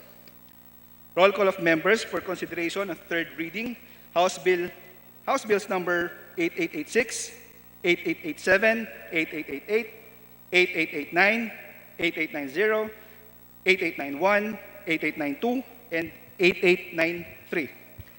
Abante, Abaya, Abellanosa, Abu Saldivar, Abunda, Acop, Acosta, Acosta Alba, Adjong, Advincula, Agabas, Agaraw, Aglipay, Aguinaldo, Albano, Almario, Alonte, Alvarez France, Alvarez Senaro, Alvarez Pantaleon, Amante Matba, Amatong, Angara, Aragones, Arbison, Arenas, Arroyo, Atienza, Aumentado, Babasa, Bagaching, Balindong, Banyas Negrales, Barba, Barbers, Baronda, Barzaga, Bascug, Bautista, Bautista Bandigan, Belmonte, Benitez, Bernos, Biazon, Billones, Biron, Bolilla, Bondok, Bordado, Bravo, Brosas, Bulut, Bustos, Kabatbat, Kabuchan, Cabredo, Cagas, Calderon, Calixto, Caminero, Campos, Canama, Kawagdan, Cardema, Cari, Castelo, Castro France, Castro Fredenil, Cayetano Alan Peter, Cayetano Maria Laerni, Celeste, Chato, Chipeco, Chungalaw, Coangelica, Coelizalde, Cujanco, Colliantes, Crisologo, Cua, Cuaresma, Cueva, Culyamat, Dagook, Dalipe, Dalog, Daza, De Jesus, De Venecia, Defensor Lawrence, Defensor Michael, De Los Santos, De Loso Montalia, Dimaporo Abdullah, Dimaporo Khalid, Duavit, Duhali, Duterte, Di Faustino Ino, Di Faustino Michael, DEN, Ebcas, Ecleo, Elago, Enverga, Erice, Erigel, Ermita Buhain, Escudero, Espina, Espino, Estrella, Fariñas Ria, Fariñas Rudy Cesar, Fernandez, Fernando, Ferrer Juliet, Fer Luis, Flores, Fortuno, Frasco, Fuentebella, Gaite, Garbin, Garcia Jose Enrique, Garcia Pablo Jan, Garcia Vincent, Garin Janet, Garin Sharon, Gasataya, Gatchalian, Gato, Heron, Goed, Gomark, Gonzaga, Gonzales Aurelio, Gonzales Neptali, Gonzales Sandro, Goriseta, Gico, Gulias, Guya, Haresco, Hataman, Hernandez, Herdi, Hofer, Halosos, Javier, Jimenez, Coelisa, Cowilton, Konghun, Labad-Labad, Lacson, Lacsonuel, Lagman, Lagon, Lara, Lazadin, Liachon, Ligarda, Lim Kaichong, Lopez, Loyola, Lusotan, Macapagal Arroyo, Maceda, Madrona, Malapitan, Mangawang, Mangudadatu, Marcoleta, Mariano Hernandez, Marino, Marquez, Martinez, Matba, Matugas, Mendoza, Mercado, Momo, Natividad Naganyo, Nava, Nieto, Noel, Nograles Jericho, Nograles Juan, Nolasco, Nunez Malaniaon, Uaminal, Olivares, Ong Jose, Ong Ronnie, Ordanes, Ortega, Uaño Dizon, Pacquiao Alberto, Pacquiao Rogelio, Pajernos, Paduano, Palma, Pancho, Panotes, Peña, Pichay, Pimentel, Pineda, Plaza, Puno, Kimbo, Radaza, Ramirez Sato, Remulla, Revilla, Reyes, Rivera, Robes, Rodriguez, Roman, Romero, Romualdez Ferdinand, Romualdez Sieda, Romualdo, Romulo, Roque, Sakdalan, Sagarbaria, Sakaluran, Salceda, Salimbangon, Salo, Sanchez, Sangkopan, Santos Recto, Sarmiento, Saulug, Savellano, Xiao, Silverio, Singson, Singson Mihan, Sinsuat, Swansing Estrelita, Swansing Horacio, Suarez Saleta, Suarez David, Suntay, Si Alvarado, Taduran, Talyado, Tambunting, Tanalaisa, Tanangelina, Tan Samir, Tan Shari, Tan Sherni, Tihada, Teves Arnulfo, Teves Jose, Chanco, Tolentino, Torres Gomez, Tulfo, Tupas, Chutor, Tialan, Tijego, Umali Alfonso, Umali Marie Victoria, Unabia, Ungab, Uy Juliet, Uy Rolando, Valeriano, Valmayor, Vargas, Vargas Alfonso, Velasco, Veloso, Vergara, Villa, Villafuerte, Villanueva Eduardo, Villanueva Noel, Villar, Villarasa Suarez, Villarica, Villalago, Yap Eric, Yap Victor, Yu, Zamora Ronaldo, Zamora Waikurat, Zarate, and Subiri.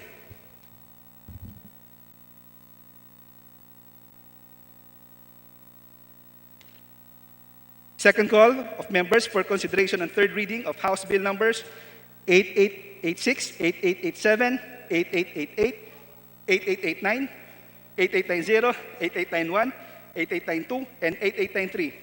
Abante, Abaya, Abang Saldivar, Abunda, Acosta, Aguinaldo, Alvarez Pantaleon, Amatong, Mentado, Bagaching, Baronda, Bernos, Biason, Billones, Biron, Bulot, Kabatbat, Cabredo, Canama, Cardema, Cari, Kichongalaw, Angelica, Coelizalde, Cuanco, Collantes, Crisologo, Cueva, De Jesus, Defensor Michael, Dimaporo, Khalid, Duavit, Duhali, De Pausino Nino, Edverga, Erice, Ermita Buhain, Espino, Fariñas Ria, Fariñas Rudy Cesar, Fernandez, Fernando, Flores, Fuentebella, Garin Sharon, Goed, Gonzaga, Gonzales Aurelio, Gonzales Sandro, Guya, Hataman, Jimenez, Cowilton, Lacson, Liachon, Lopez, Malapitan, Mangawang, Marcoleta, Marino, Martinez, Matba, Mendoza, Mercado, Nograles Jericho, Nograles Juan, Nolasco, Nunez Malanion, Waminal, Ordanes, Pacquiao Rogelio, Pichay, Pineda, Romulo, Roque, Sagabaria, Salceda, Sanchez, Silverio, Singson, Singson Mihat, Suarez Eleta, Suarez David, Suntay, Si Alvarado, Tan Angelina, Tan Samir, Tan Shari, Tan Sherni, Tihada, Teves Arnulfo, Torres Gomez, Tialan, Uy Juliet, Valmayor, Veloso, Villar, Villarasa Suarez, Villarica, Yap Victor,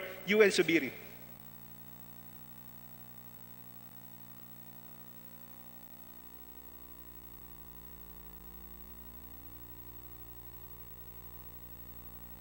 With 197 members voting in the affirmative, 0 in the negative, and 0 abstentions, House Bills number 8886, 8887, 8888, 8889, 8890, 8891, 8892, and 8893 are hereby approved on third and final reading. The Honorable Floor Leader. Mr. Speaker, for the information of our colleagues, we are torn between our legislative duty of giving the chance to our colleagues to go home during the break with all their legislation passed on third reading, but at the same time, we are cognizant of the 6 p.m. curfew so that the employees of the House can go home during this COVID surge. With that, Mr. Speaker, let me wrap up our session before 6 p.m. with some administrative matters. Mr. Speaker, I move that we designate the following members to the Bicameral Conference Committee on the disagreeing provisions of House Bill number 8928 and Senate Bill number 1296, establishing the Philippine Energy Research and Policy Institute, the Honorable Juan Miguel Macapagal Arroyo, the Honorable Presley De Jesus, the Honorable Rosana Vergara, and the Honorable Stella Kimbo. So moved, Mr. Speaker. There is a motion. Is there any objection? Chair hears none. The motion is approved. Mr. Speaker, I move for the omnibus consideration of the following measures: House Bill 8996, House Bill 8997, House Bill 9000, House Bill 9001, House Bill 9002, House Bill 9003, House Bill 9005, House Bill 9008, and House Bill 9009. These are all local bills, Mr. Speaker. I move for their consideration. So move, Mr. Speaker. There's a motion as stated by the Honorable Floor Leader. Is there any objection? Chair hears none. The motion is approved.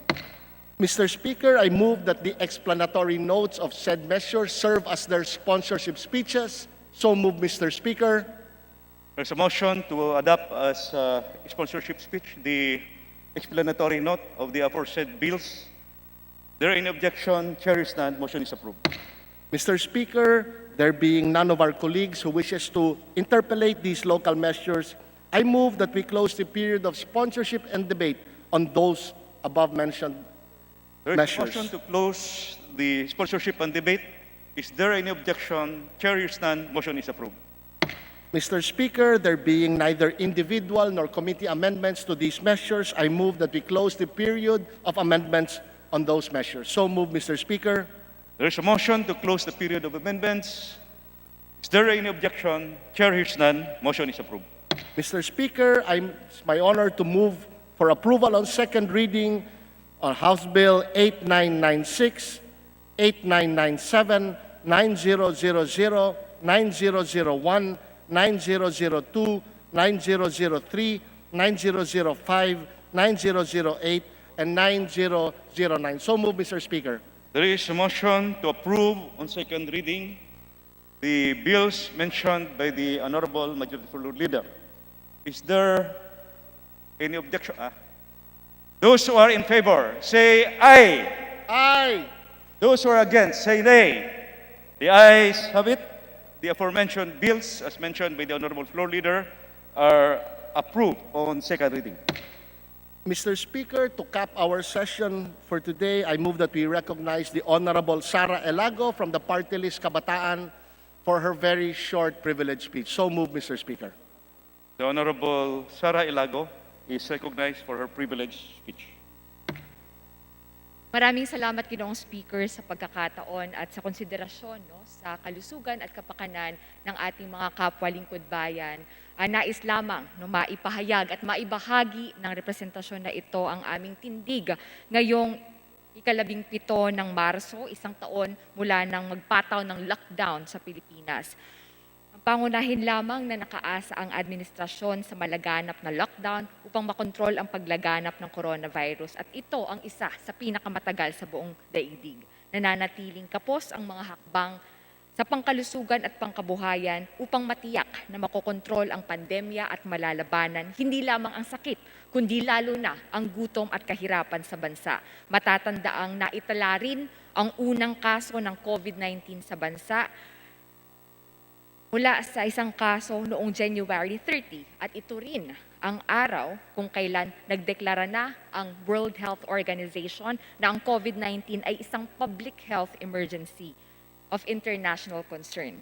Isang linggo pa lang bago ito, nagsimula na ang mga panawagan mula sa iba't ibang organisasyon sa bansa para sa pagpataw ng travel ban mula China, lalo na nang ma-lockdown ang Hubei province kung nasaan ang Wuhan na ground zero ng pandemic mula January 23. Sa kabila ng tumatakbo ang oras na mahalaga sa pagpigil sa paglaganap ng virus, nagkaroon lamang ng imposisyon ng travel ban matapos ang 8 araw. January 31 na nang mag-anunsyo ng travel ban mula Hubei hanggang sa pinalawig ito sa mainland China, Hong Kong at Macau noong February 2. Umamin rin ang Department of Health na naging huli na ang deklarasyon ng State of Public Health Emergency sa bansa. Lumabas lang ito isang araw matapos makumpirma ang unang local transmission ng COVID-19 sa Pilipinas noong March 7. Ginoong Speaker, napakahalaga na magbalik tanaw dahil ito ay naging indikasyon rin ng mga sumunod na hakbang ng pamahalaan laban sa COVID-19 na relatibong nahuhuli, mabagal at mula po na dun sa ating mga karanasan sa kawalan ng malinaw na patakaran sa mass testing, sistematiko at agresibo na contact tracing, pagkakaroon ng malinaw na patakaran sa quarantine, sa pamamahagi ng cash subsidies, sa ilalim ng Social Amelioration Program at hanggang ngayon sa rollout ng National COVID-19 Vaccination Program sa buong bansa. Kailangan ang baliktanaw upang wag nang balikan ang mga dating kakulangan, kaguluhan o kapalpakan at wakasan na ang anumang tipo ng korupsyon at kriminal na kapabayaan. Pagdating sa sektor ng kalusugan, bago pa man ang 2020, isa na ito sa palaging nakakaranas ng mga budget cuts, partikular sa mga public hospitals at human resources for health. Lalong naging malinaw sa mga kabataan ang halaga ng pamumuno at pamamahala sa pagsagip ng buhay at sa pangkabuang paggawa ng mga interbensyon upang proteksyonan ang karapatan at kapakanan ng sambayanang Pilipino. Higit ring nabigyang diin ang pangangailangan para sa social solidarity sa kabila ng physical distancing. Kahit pa may mga restriksyon sa mobilidad, ipinakita ng iba't ibang people's o civil society organizations, mga school o community-based man, ang kapasyahan na itulak ang pamahalaan at ipanawagan na ang karapatang pantao at mga batayang kalayaan mula sa karapatan sa kalusugan, sa edukasyon, hanggang sa kalayaan sa pamamahayag at organisasyon ang siyang dapat nasa ubod ng pandemic response at recovery. Imbis na tugunan ang mga demands ukol sa public health at social protection, naging matining rin ang mga pronouncement ng Pangulo na quote-unquote, shoot them dead sa mga naaakusahan na may lumabag sa quarantine protocols noong buwan ng Abril ng nakaraang taon. Sinasalamin nito, Ginoong Speaker, ang pangkabuang kalagayan ng malawakang paglabag sa karapatang pantao at lumalalang klima ng kawalang katarungan sa bansa. Umabot na ng humigit kumulang 76,000 ang mga inaresto ng mga sinasabing quarantine violators.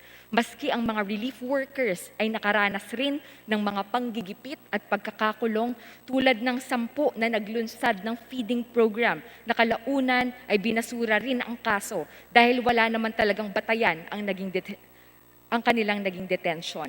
Imbis na malasakit, iba't ibang forma ng pagpapakasakit ang naranasan ng mga nananawagan ng ayuda at pagrespeto sa karapatan. Nariyan ang Piston 6 ng mga jeepney drivers na nananawagan ng 100% balikpasada.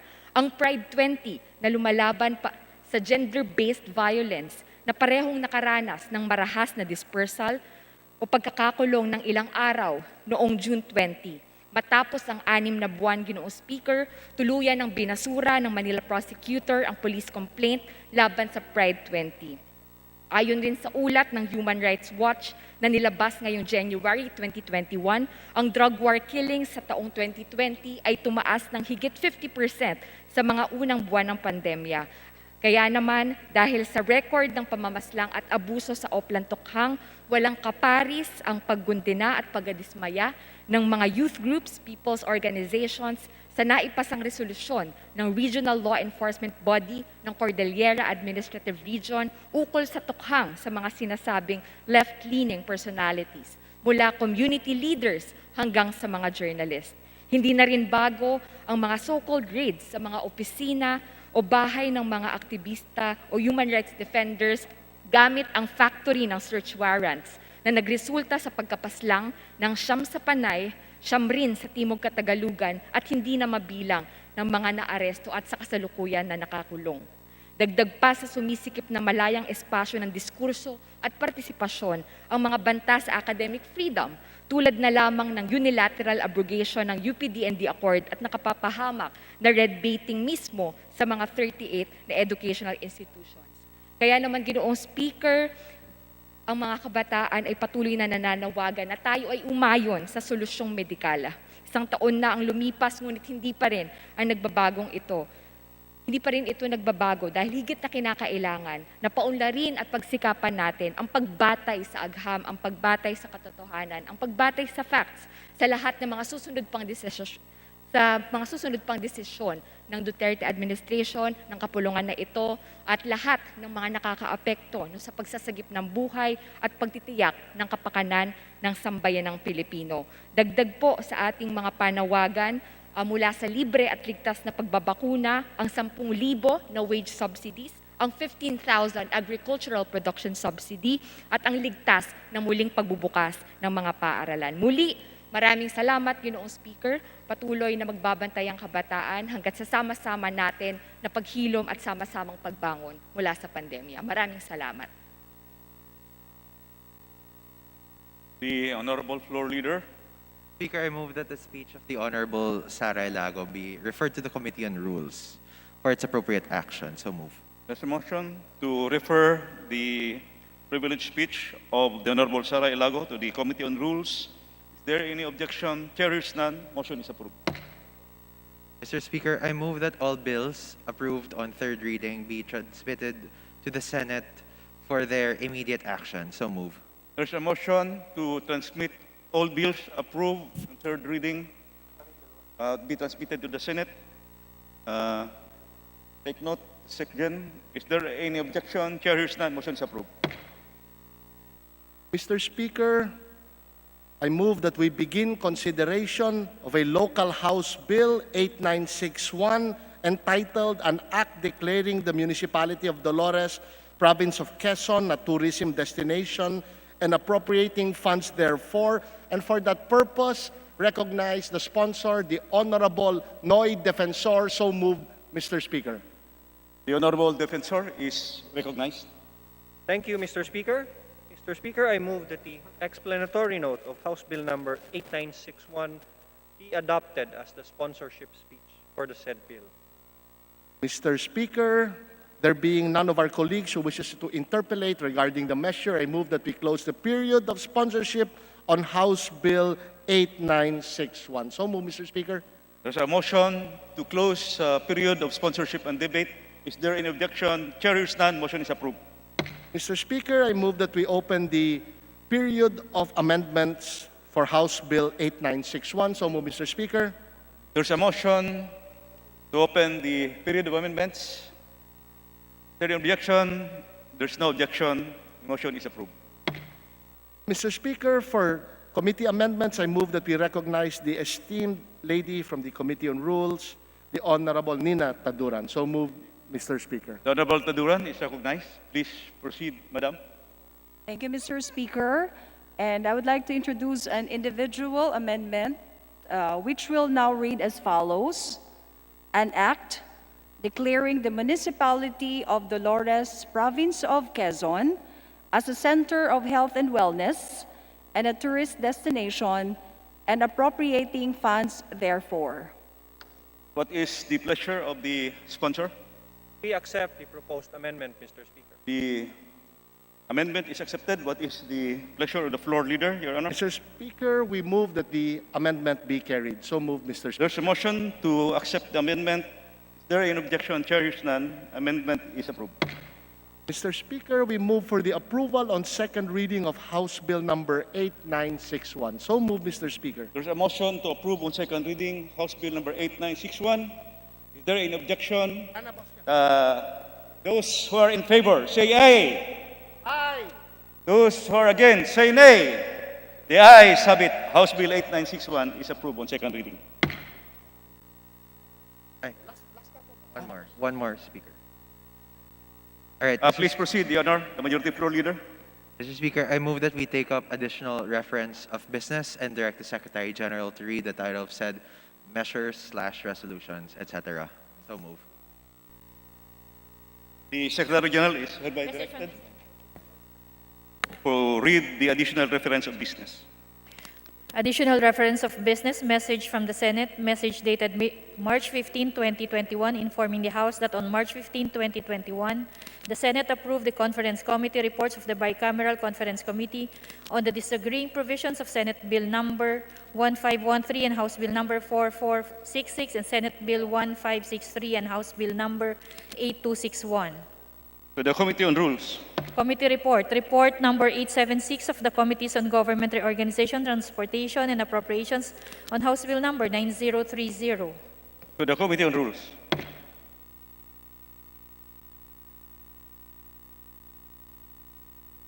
The Honorable Floor Leader. All right, Mr. Speaker, there being no other matters that we wish to discuss, today I move that we adjourn session until Monday, March 15, 3 p.m. So move. Session is suspended until... I'm sorry. Let me correct that. March 22.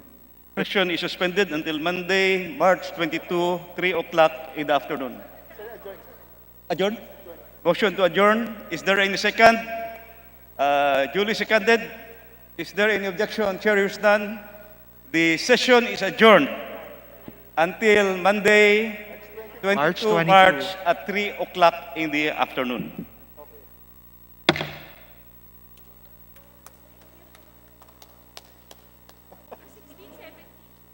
Oh, sige.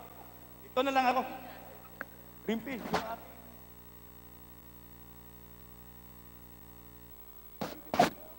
So dito na lang ako.